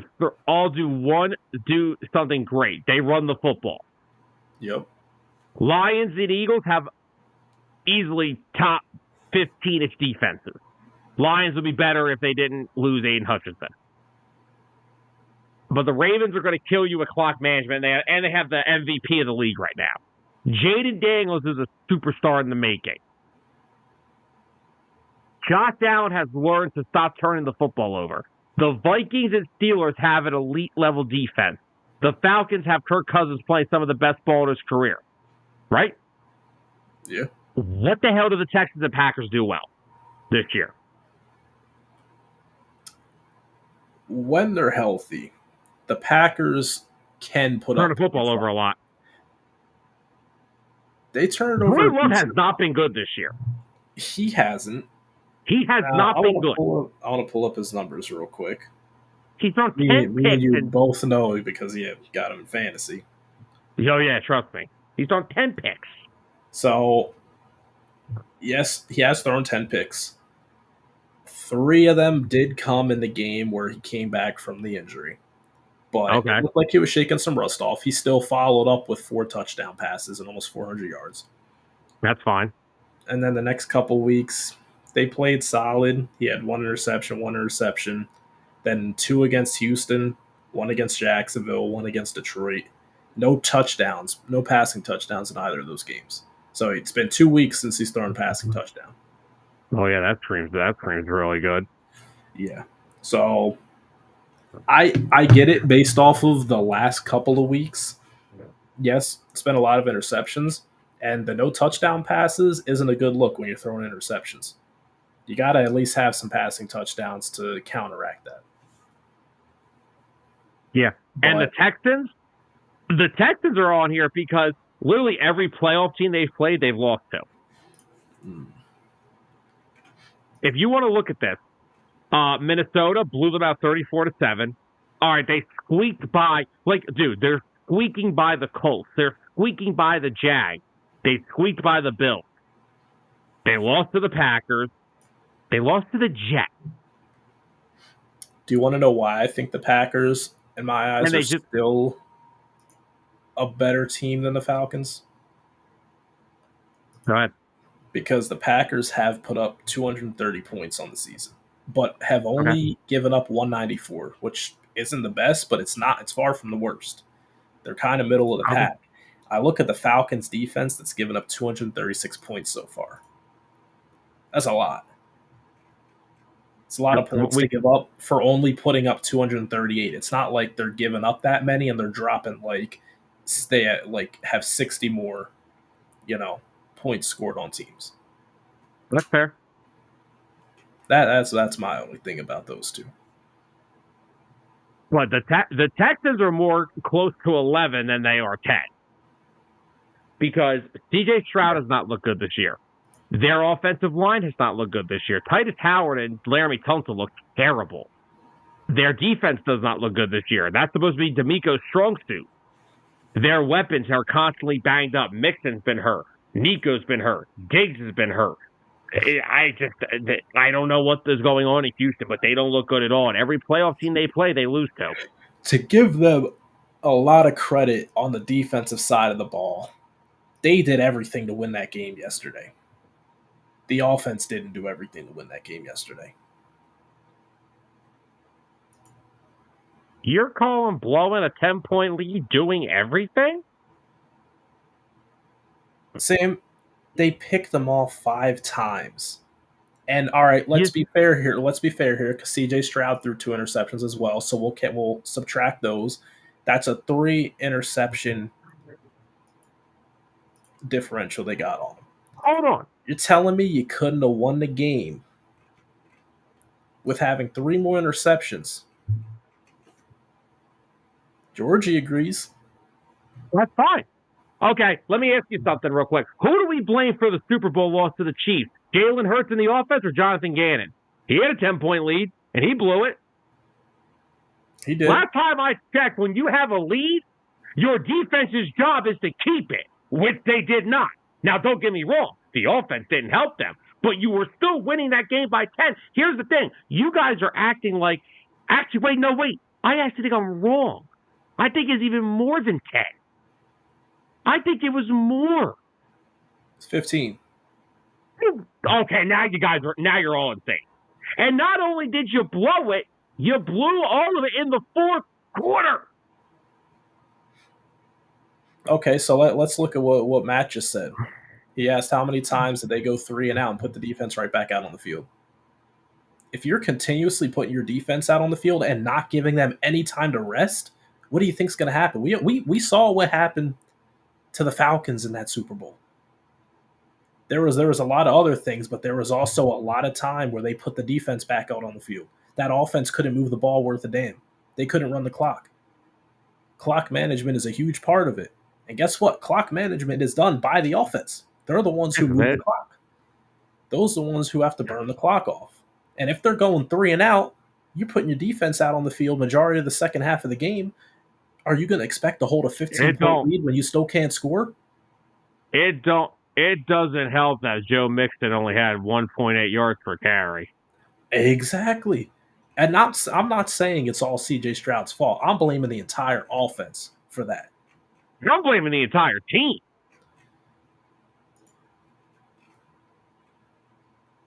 They didn't put the defense in a good position. All right. They should have had more. For 5 interceptions, you gotta put up more points. Or even just burn more time off the clock. You're getting the ball back for your offense. Run the ball more and run more clock. Did you know what I freaking said? The guy averaged 1.8 yards a carry. They couldn't run the football. He ran the ball 25 times. He's not the only running back on the team. If he couldn't run the fucking football, guess what? Excuse my language. Who else are they running the football with? Hold up. Who else are they running the football with outside of Joe Mixon? Is Pierce not on the team? Pierce, he was out. Okay.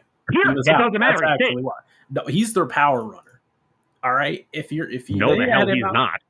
he's not. Okay, guess Joe Mixon's the power runner then. He is. What football do you watch? You don't watch a lot of football, do you? Joe Mixon is 6'1", 220 pounds. Tyler, what the hell? He ain't DeAndre Swift.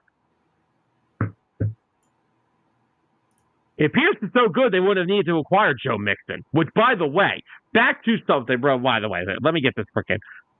We've done our power rankings. Let me get this on the screen real quick. By the way, speaking of Joe Mixon, I like how the Bengals. Can we agree with this? George, he could be a power back. He's not a good one either. You know what the funny thing is about this? How about the Bengals for a second here? You trade for Khalil Herbert, and now I found out today that they freaking whipped out Lenny Fournette for a freaking tryout. Yeah, I saw that. It's almost like trading Joe Mixon was a bad idea, wasn't it? But either way, look, again, we're all starting this argument for no reason. This is why the Texans are my basically 11 in my power rankings. Their defense didn't do enough. The offense didn't do enough. I don't care about 5 interceptions. When you blow a 15-point lead, you blow a 15-point lead. It doesn't matter. They don't do anything well. That's my point. This is the point I was trying to make about the Texans. They don't do anything well. This has been the year of inconsistency. Every playoff team they've played, they've lost to. The only one they beat were the Bills, and they barely beat them. Every top team the Texans play, they lose to. Yeah. Go look at their schedule. They can't win the big games. No, they can't. Look at and it's not even that. Listen to this. This is the alarming thing with the Texans this year. I don't care about who's debating what in the chat because it's literally going into my point. They have defeated the Colts twice this year by a combine of 5 points. They beat the Bears by 6. They beat the Jags by 4.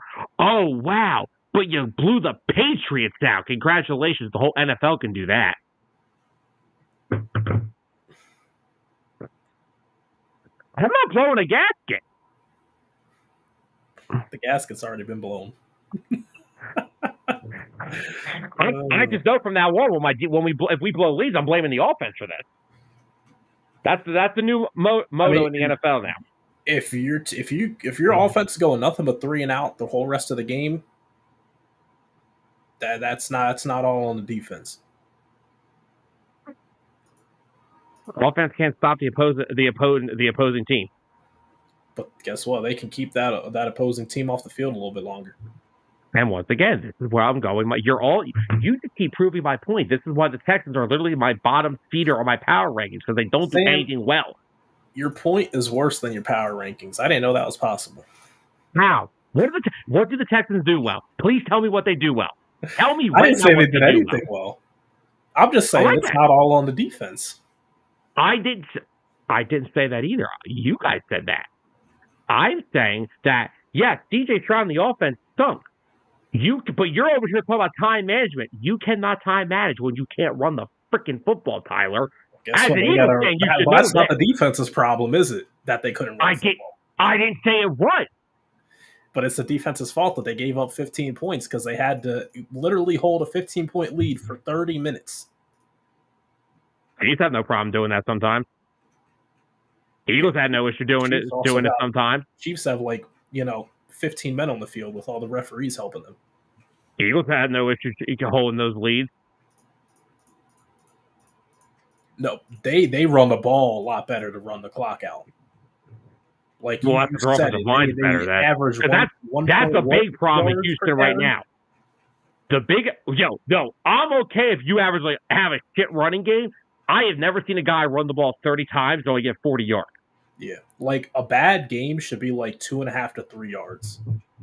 Yeah, not 1.8. But again, that's the regression of Titus Howard, Laramie Tunsil on that offensive line. Because the problem is that their interior, Shaq Mason. I don't know where people think Shaq Mason is a good right guard. He used to be solid. He was never all pro. He was solid until Brandon Graham found him. Mm-hmm. Their left guard's out for the season. I really thought the Texans this year were going to be like one of those teams in the AFC, I'm like, dude, they're going to be an AFC title contender. No, they'll win their division. That's about it. Yeah, that's about it. But like, who in the AFC playoff picture are they better than? Nobody. That's why they're at the bottom of our power rankings. If they're healthy, there's nobody. The other problem here's the other problem with Houston this year is they're decimated by injuries.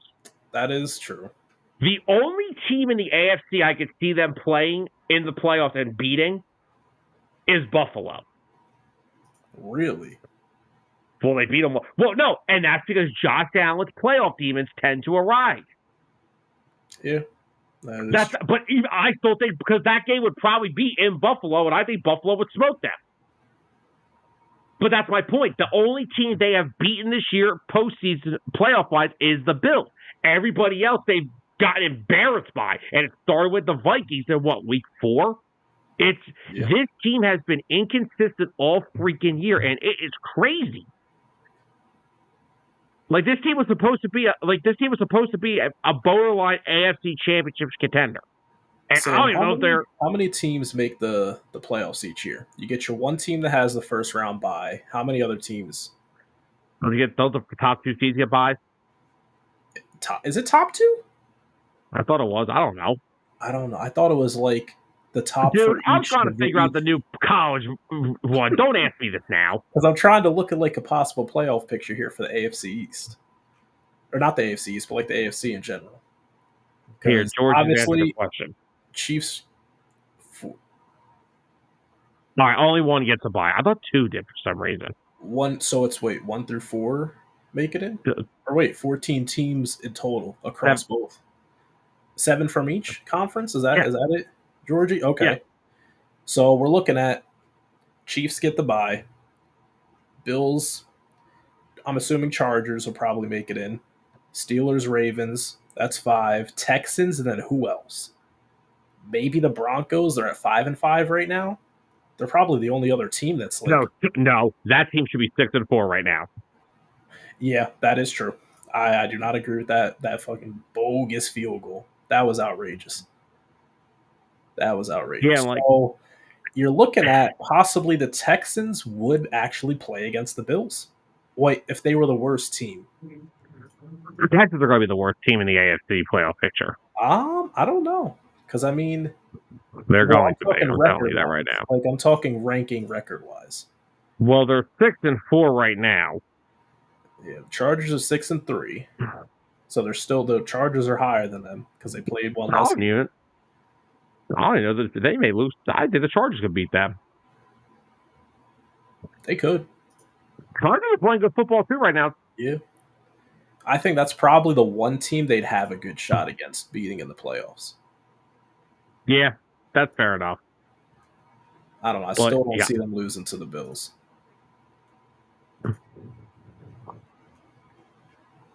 Now for the Texans, they go next week at Dallas. They better win that freaking game. Then they go versus Tennessee. They'll probably win that game. Then they go at Jacksonville. They should win that game. Then they're on their bye week. And then they finish the year Dolphins. I don't even know if they win that game. At Chiefs, they ain't winning that game. Versus Ravens, they're not winning that game. And then at Titans. This team honestly may be like 9-8, 10-7 by the end of the season. And in my opinion, that's a damn disappointment. Yeah. Because I thought this team was way better they are way better than this. But like I said, I don't want to. They got to work on. They got a lot of shit they got to work on. Well, Joe Mixon should get off to a good start next week against Dallas. So I don't know. Saquon didn't. Saquon's not a good game. Saquon averaged 4.6 yards per carry yesterday, Tyler. Yeah, that is true. He was efficient. Tyler, to be fair, we didn't need to use Saquon as much because we had the ball inside the Dallas 30 half the freaking time anyway. True. Also, the fact that A.J. Brown was taking digs and doing his thing with him.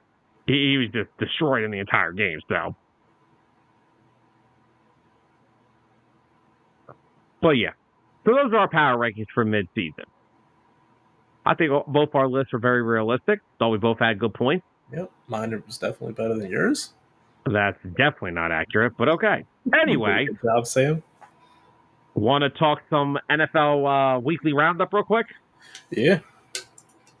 All right. Well, as we all know, Thursday Night Football, Ravens beat the Bengals by 1. Bengals can't beat the Ravens. Just convinced of it. Nah. They came so close.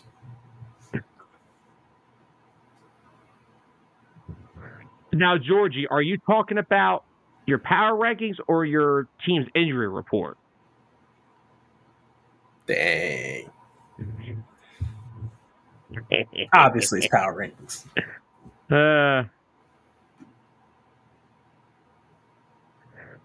Of course, we talked Eagles decimated Dallas 34-6.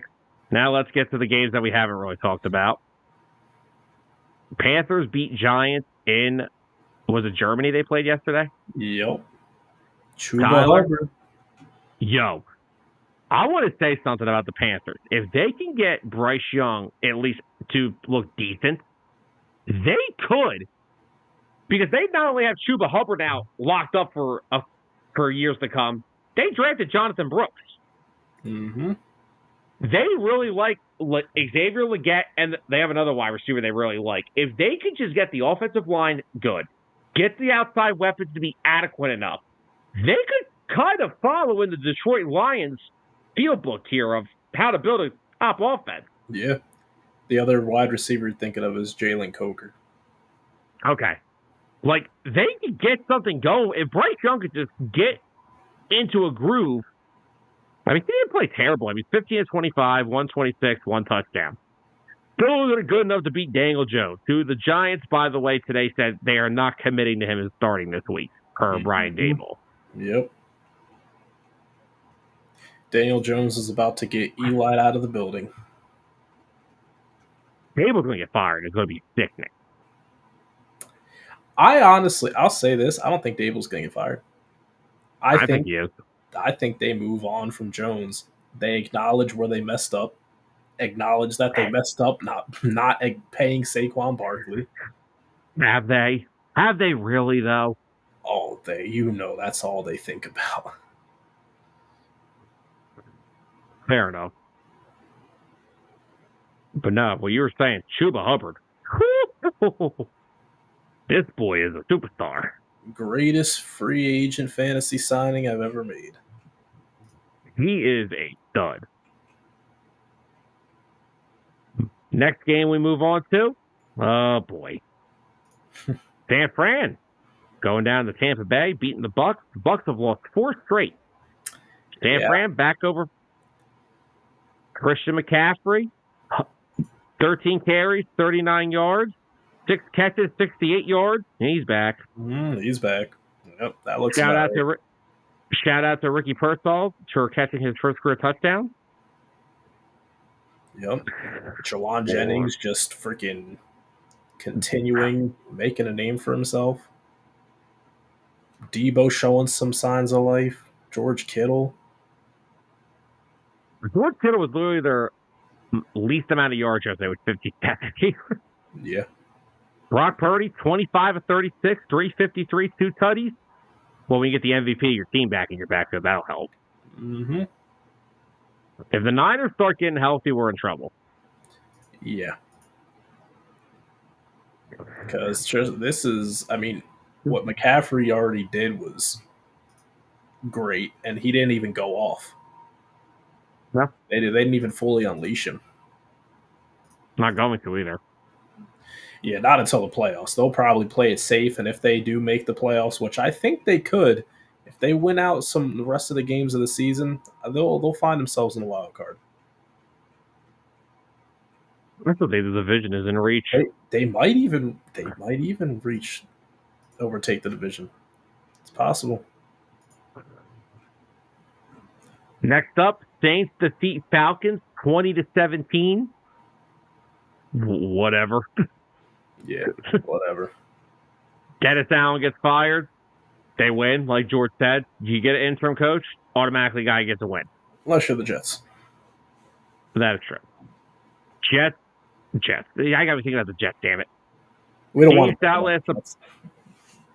Chiefs outlast the Broncos. We've talked about this game already. I don't want to talk more about it. All I will say, though, is I would like to give credit to where credit is due. And what Sean Payton is doing with Bo Nix right now is pretty damn impressive. Denver actually may have a quarterback. Bo Nix looks good. Yeah. I think Bo Nix has actually got some real potential, and I hope the Broncos can continue to build up that team again because he looks good. Yesterday, 22 of 30, 215, 2 passing touchdowns. Cortland Sutton had another solid game. It was pretty solid performance yesterday for Mr. Bo Nix. Bills blow the Colts out by 10. Josh Allen, not his best game. 22 of 37, 280, no touchdowns, 2 interceptions. 2 interceptions? But of course, what? Yeah. Wow. But it was mostly the Bills' run game as James Cook ran 19 times for 80 yards and a touchdown. Josh Allen also ran 8 times for 50 yards and a touchdown. And Joe Flacco had his back down to earth day as he threw 3 interceptions. But Jonathan Taylor ran for 114 yards. So I'm happy. Moving on down the list here, let's see. Steelers outlast the Commanders. Why the Commanders jumped off sides to end that game still, I have no idea. They could. That's just football 101. You know their game plan is to get you to jump off sides. Yep. And what do? You jump off sides. Jaquay Parker in 2011. Vikings win the snooze fest in Jacksonville 12-7. I don't even want to talk about this game. Patriots beat Bears 19-3. Okay. I'm glad the Bears are showing their true colors finally. I need to have a talk with you and the people. I understand that we said that we thought Jaden Daniels was the better quarterback. I know we said that. I cannot sit here and confidently say I think Caleb Williams is this bad. And I was okay with saying that I thought Jaden was better. But are you really telling me that Caleb is this freaking bad? He was sacked 9 times yesterday. Wow. So, one of 3 things is true here. Either Caleb Williams is that bad, Dane Waldron is the worst offensive coordinator in football, or Matt Eberflus just ain't the coach of this team. One of those 3 things have to be true. Or the offensive line just really, really is one of the worst in the league. That's already true. We already knew that was true.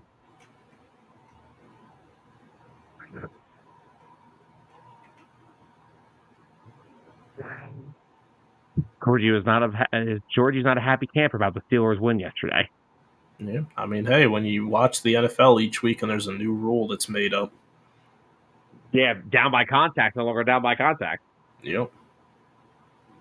So, Tyler, what is your opinions on this whole thing? Because I understand what I said. Jaden Daniels, I thought was the better quarterback. I don't know. Caleb, is he this bad?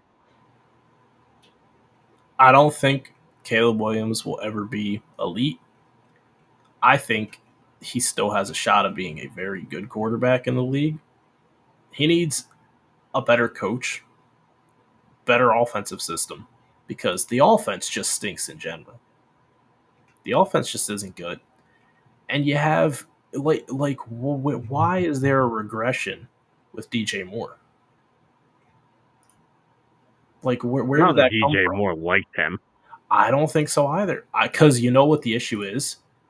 I think DJ Moore is dang, this kid stinks. He can't throw the football. Because there are a lot of times that he would miss DJ Moore wide open. Yeah. Let's see. DJ Moore, 3 catches, 24 yards. Keenan Allen, 5 for 44.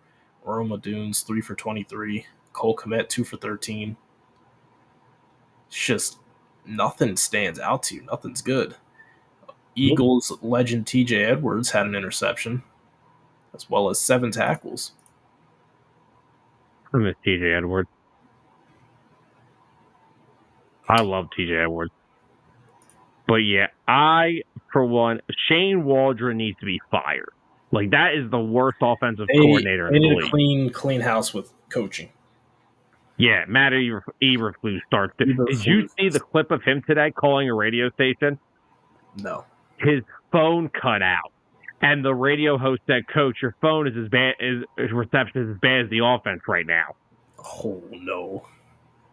He's like, "I ain't never calling this place back again." But yeah, Chicago's a train wreck. But why are we surprised? Why are we surprised that Caleb Williams is failing in Chicago? Oh, it makes you think maybe Justin Fields wasn't the problem, eh, guys? I still don't think he was the problem. It's proving to you he wasn't. I know it wasn't. I did too. I knew there were other things that Chicago needed to address before drafting Caleb Williams. And what did they do? They just drafted Caleb and said, all right, all the problems are solved. We're good. George is about George, I love you. Oh my God. But yeah, why did we think that this team was going to be any different just because they got Caleb Williams? This is what they do. They'll probably jump ship off of Caleb in 2 years. They better fire the coaches first. Coaches, they have to be fired after this year. Honestly, look at what they've done. Even with Mitch Trubisky, they had new play callers every year. They never stay consistent with someone to let them grow somebody. Now look, was Trubisky a bad pick? Probably. When you have Deshaun Watson at the time and Pat Mahomes, I get it. But you got to give the guy some time. Jalen Hurts at least has had Nick Sirianni almost his whole career in the league. They built a rapport, and that's why they're successful. First year together, 9-8. Second year, 13-3, NFC Championship. I'm gonna say that's a different scenario. I've never liked the way Chicago's offense looked at all. Not with Fields. No. I'm not talking about that. I'm just saying you have to give the quarterback the guy you know can develop him. Like, I'm sorry. If I'm Chicago at the end of the season, Matt, your defense, first of all, your defense isn't even elite. It's average at best. Get the hell out of here. Your defense stinks. Ben Johnson needs to be on a flight to Chicago. I was just going to say they need Ben Johnson. They need to find a way to bring him in. Did you hear what Ben Johnson said, though? He said he's going to be very selective on the job that he takes. But, hey, a young quarterback like Caleb Williams, who has a lot of potential, that might be a team that he's interested in. Okay, then you know what? If I'm them, I'll go look at Cliff Kingsbury. Yeah. So that's if Cliff wants to coach again. That is true. He may like it. And I mean, what he's doing with Daniels right now, he might want to just keep that going for a little bit longer. Yeah. See if they can actually, get to a Super Bowl. Now, we don't got to talk about Sunday night. We kind of talked about it a little bit, Lions, Texans. The next two games I want to talk about. Next game, Chargers beat Titans 27-17. Jim Harbaugh's got the Chargers playing some solid football right now. They are. They ran the football a lot again. Gus Edwards, 10 for 55. J.K. Dobbins, 15 for 50. Herbert, 14 of 18, 164, one touchdown. They're doing, and their defense once again played really solid. The Chargers are playing pretty solid. My God, how many sacks did freaking guys have yesterday? 10? Wow. 7. Close. 7. Close enough. What are your thoughts on the Chargers right now? They kind of been they've been quiet this year. They have been, and it's because they've been stringing together a lot of wins as of recently. They didn't start off the year super hot, but they're a very efficient team. They're putting things together. They have an identity, run the football.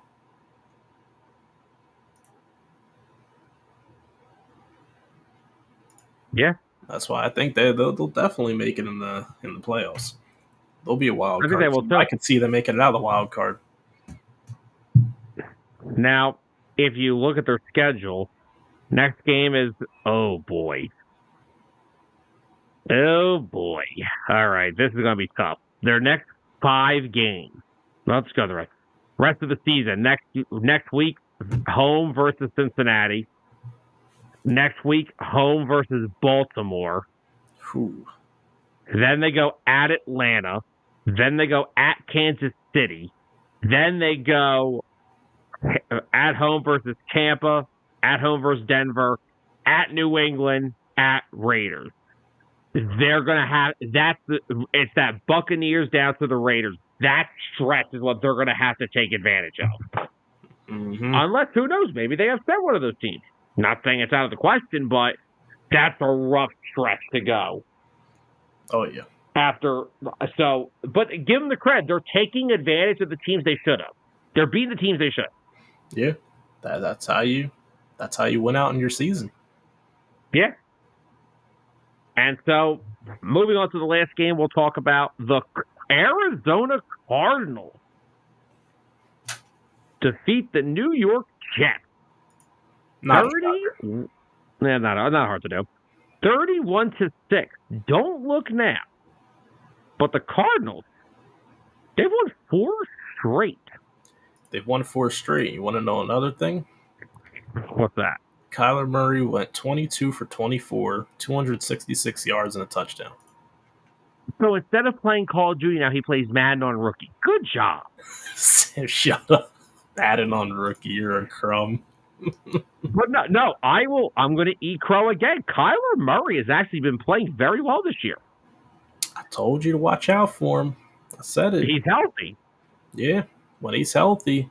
Harrison Jr., 5 for 54 and a touchdown. Trey McBride's been their best, most reliable weapon the whole year. 4 for 71.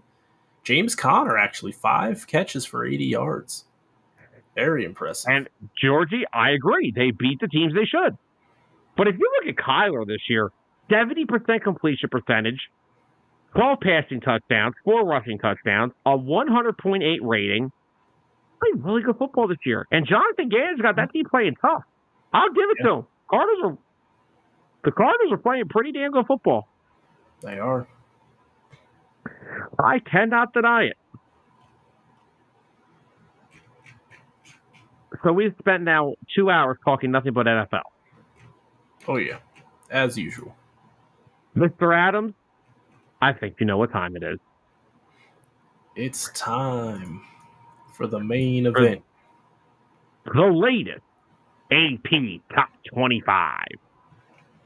Oh, man. College football is getting spicy this time of year. I love it. I love this new format. It's making the product better. It is. It gets more competitive. And it's not just the new format. It's the NIL money, because now schools can do this, and not everyone's going to go to Alabama. Yeah. Not everyone's going to go to Ohio State now. Yeah. Well, I don't know if you saw the rumor mill the past week. That number 1 quarterback, 2025, coming out of high school. Michigan's trying to flip them. They're trying to build the biggest NIL package seen so far to flip them to come play for them. They need them. Michigan, yeah, they do need them, but Michigan, they're not trying to sit around and be mediocre. They want to be the best. So that's what they're looking for. But anyways, let's talk about the best. Sitting at number 1 still is the undefeated 10-0 Oregon Ducks. At number 2, we got Ohio State moving up 1 point up to number 2.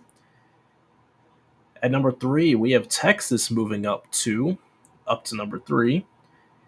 And then we got another team on the move. Number 4, Penn State. They move up 2 spots from 6. And then we got a sort of surprising one. Another undefeated team in the Big Ten, Indiana. 10-0, moving up from number 8 to 5. Thank you, AP, for recognizing how good Indiana's been this whole year. Yeah. Thank you for taking only about 11 weeks to realize it. Finally. And then we got number 6, Tennessee. They moved up one slot. At number 7, we got undefeated BYU continuing to climb. They climbed up from number 9. BYU's had a good year. They have. And Zach wants to be proud. Oh, yeah, I'm sure he will. Wherever he is. At number 8,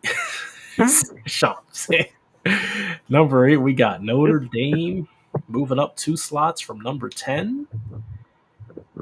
At number 9, we got Alabama moving up 2 slots from 11. They're 7-2 now. At number 10, we got Ole Miss climbing out of the trenches 6 slots after defeating Georgia. And they are 8-2 now, sitting in the number 10 spot. Number 11, we got Georgia. That's 7-2. They went down 9 spots from number 2 to 11. And they should have 3 losses this year, by the way. Yeah. BYU. Because that Kentucky game they should have lost. Yeah. Then at number 12, we have another team that got upset, even though this was worse for Miami. You lost to Georgia Tech. At least Georgia lost to a ranked team. So they drop 8 slots. They're 9-1 now. They lost their undefeated streak. Cam Ward's still the best quarterback in college football. Don't let Texas fans hear you say that. No. Cam Ward over Ewers any day. When Ewers isn't even the best quarterback on his team. Yeah. He only gets the start because he's an upperclassman. Yeah. Ewers cannot throw the deep ball. He just can't do it. Nope. He can't do it. And that's going to be the reason why, honestly, if he does get selected in the draft, it's probably going to be like the 5th or 6th round or later as a, let's see if this kid can develop into anything. Because if you can't throw the deep ball, you can still be a game manager. We see a lot of game managers in the NFL. They are valuable. But moving on, number 13, I'm upset. They're right on the outskirts, and I hope they come back into the top 12 soon. 8-1 Boise State. They dropped a spot because, they had to make room for the 2 teams that actually got upset yesterday. So, had to bounce Boise State out of the top 12. Thank you, AP25. Very classy. Number 14, we got 8-1 SMU. They dropped the spot as well. Another team that had the unfortunate bump down the slot to fit in, Georgia and Miami. Number 15, we have Texas A&M. They didn't move at all. They remain the same. We got some more climbers. And at number 16, Army, 9-0. At number 17, Army, man. Oh, yeah. Number 17, we got 7-2 Clemson moved up 2 spots. At number 18, we got Colorado at 7-2. They moved up 3 more spots. So Deion's putting in the calls. He's making them climb. Number 19, we got Washington State. The logo Sam still will never recognize, and I won't either. Nope. They moved up another slot. And at number 20, we got Kansas State. They moved up 2 spots from 22 to 20. 21, we got 6-3 LSU. They dropped 7 slots because of their upset. No, they didn't get upset. They got manhandled. Yeah. By who? Bama. By Bama. Manhandled by Bama. And then to round it out, we have South Carolina at 23. They didn't move. We got Missouri at 24, 7-2, and I'm pretty sure this is the newcomer to the top 25, Tulane. Yeah. Tulane at 8-2. Surprised. Very surprised. Yeah, Georgie, you're right. They should be. And I'm still upset that Boise State got back. Georgia should be down in like 14 or something right now with a 7-2 record. Yeah, I get it. They probably played some more better teams. Okay. Get him out of the top 12. until They they won't. fight their way back in. Yeah, exactly. They They'll won't, never because put they their don't want to SEC risk. royalty out of there. Yeah, they don't want to risk having their cream of the crop outside of that 12 team window. You know, I was sitting here wondering how the hell Alabama ran up 40-something points. And I'm like, Jalen Milroe only threw for 109 yards. Then I realized he ran the ball for 185 yards and 4 rushing touchdowns. Wow. So, Georgie, I want to say this to you. I I agree don't with that believe statement. Georgia's frauds. I believe Carson Beck's a fraud. No, Georgia's a fraud. Georgia as a whole team is a fraud. You blew the game to Bama where you should have won. Yeah. You lost to Ole Miss, and I'm sorry, you in my eyes you should have lost to Kentucky because they were beating you up the whole time.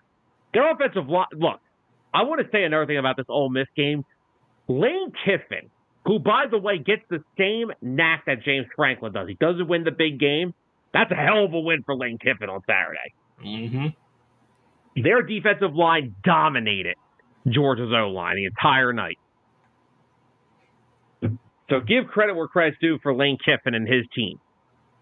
They had their defensive ends had 2 sacks each, and guess what? Lane Kiffin got them from the transfer portal. He rebuilt that defensive line through the transfer portal, and now Ole Miss is sitting pretty. Give Lane Kiffin a lot of credit for that game on Saturday. I'm happy for Lane. Oh yeah. You saw the game. The last 3 Georgia drives ended in turnovers. Yep.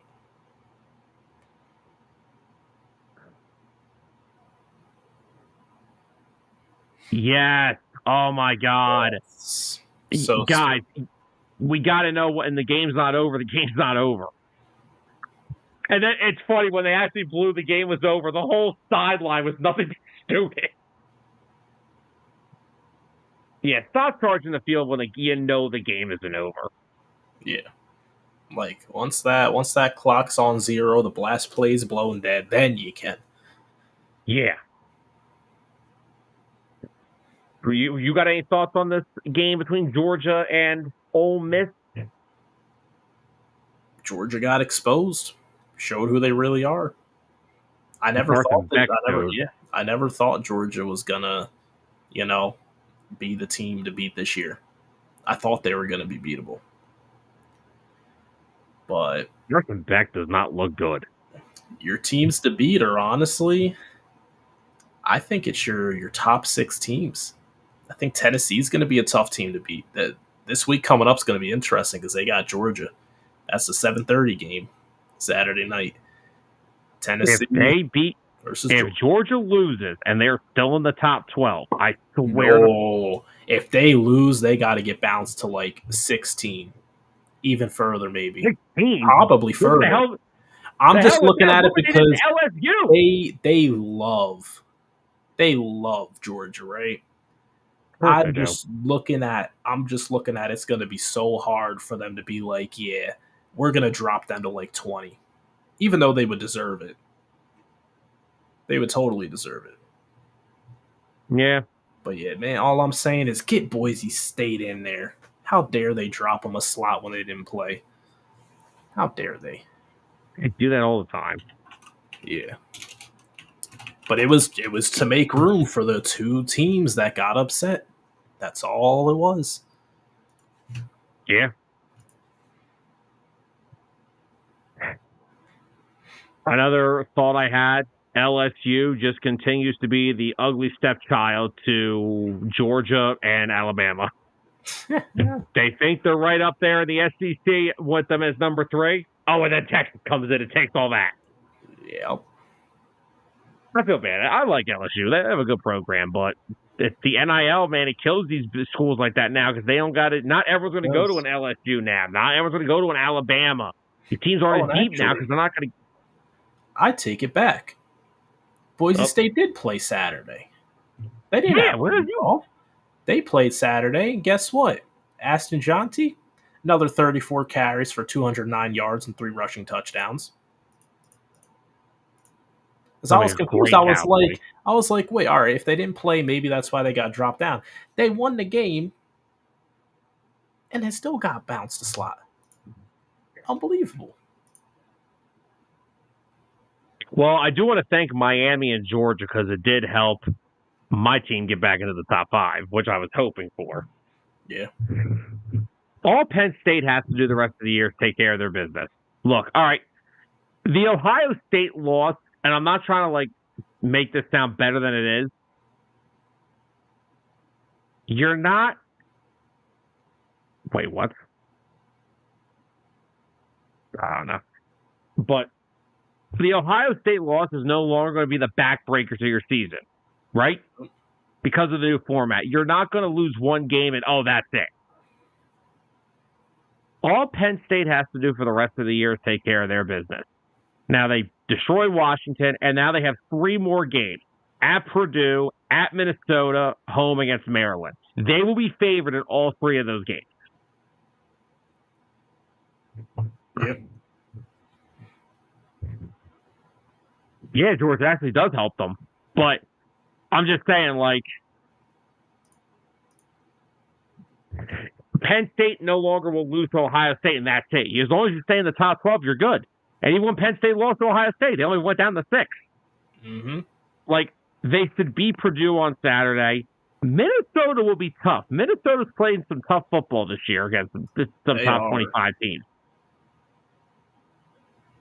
So we're going to have to wait and see how that goes. And, Tyler Warren just, 2 more touchdowns against Washington. What else is new? Drew Aller had a solid game, and the wide receivers finally made plays, something they didn't do against Ohio State. But that's just that. But yeah, Penn State's probably never going to be as good as Ohio State. They'll have some solid talent, but Ohio State's just the big brother. This is how it is. They're going to be beat up on you all the time. Yeah. And Abdul Carter is a monster. Yeah. In case anyone doesn't know who Abdul Carter is, go look him up. 8 sacks this year. Maybe a future Eagle edge rusher. We can only hope. No, well, when you're going to the Sam Nelson School of NFL Drafting, what do you always look at first? Edge rushers. No, the name. Oh, my God. Edge rusher, name Abdul. That screams 12.5 sacks. What? That's just screams 3 sacks a game. Abdul? Come on, dude. It's a game. Oh, then he wears number 11. And at Penn State, that's a big honor to wear number 11. LeVar Arrington wore it. Micah Parsons wore it. Baby Arrington's probably going to wear it when Abdul leaves. Just sounds good. It sounds absolutely good. Any other college football thoughts for you, Tyler? No. That's really about it. All right. Well, just real quickly, I forgot to run this down during our NFL talk. Dak Prescott is expected to miss the season now with his hamstring injury. Yeah. Dennis, you can't get cheated when you lose. Yeah. That wasn't cheated when you lose. When you lose to Georgia Tech? Yeah. Don't tell me you got cheated when you lose. Tech. It's Georgia Tech. Come on. Oh my God. Dennis, if that's how works in your head, well, then Cooper DeGino, Zach Vaughn, and C.J. Gardner-Johnson some money then. Because he did the exact same thing. Yep. Dennis, look, let's be happy, man. Defense is top 5 in the league. Be kumbaya today. We don't need no Blankenship hate. Be kumbaya. It's fun. 7-2. One of the best defenses in football. He doesn't disagree. But it doesn't matter. It's kumbaya day. Victory Monday. 5 straight victory Mondays. I like that. Now let's go win a game on Thursday. Let's go win a big game on Thursday. A big game. That game Thursday is going to be what will put a lot of the naysayers and people that are on the fence to sleep. Hopefully. No, it won't. It still won't. Okay, because it'll just be Washington. It'll be the next thing, and Anthony, this is not me saying this, but the naysayers will say that's an overrated 7-3 team. So, here. An overrated Washington team. Yeah.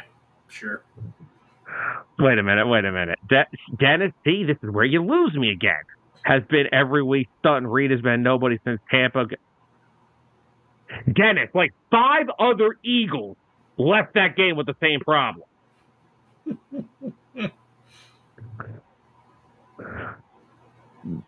Bold of you to assume I will be freaking able to have enough energy for a post-game show. Post-game show? Oh, my gosh. But yeah, see, and Dennis, I would, but unfortunately, though, we are about to call it a night because we've been on for about 2 hours and 20 minutes. But yeah, real quickly to run it down, Dak's going to miss the remainder of the season. It sounds like Chris Olave's going to miss the end of the rest of the season too with that concussion, which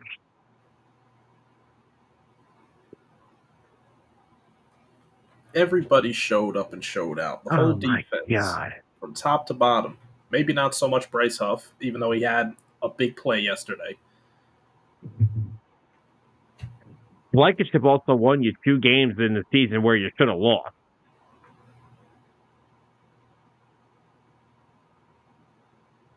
But anyway, yeah, hey, Dennis, good luck with the move, man. I know you've been talking about that for a while, so good luck with it. And of course, like everyone knows, Dennis is part of Dalton and our friends over the 302 Birds. He's got his fantasy show every Sunday. Go check our boys all out. But, Mr. Adams, do you have anything else to add before we call it a night? All I got to say is fly, Eagles, fly. That's a great way to end the show. So,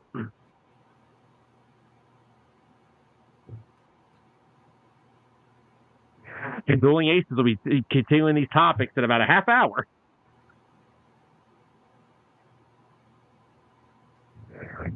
Oh, you're doing a 6 show now. Okay. Good. You're going to talk about how Joel Embiid is stealing money from the organization. But we'll get into that another day.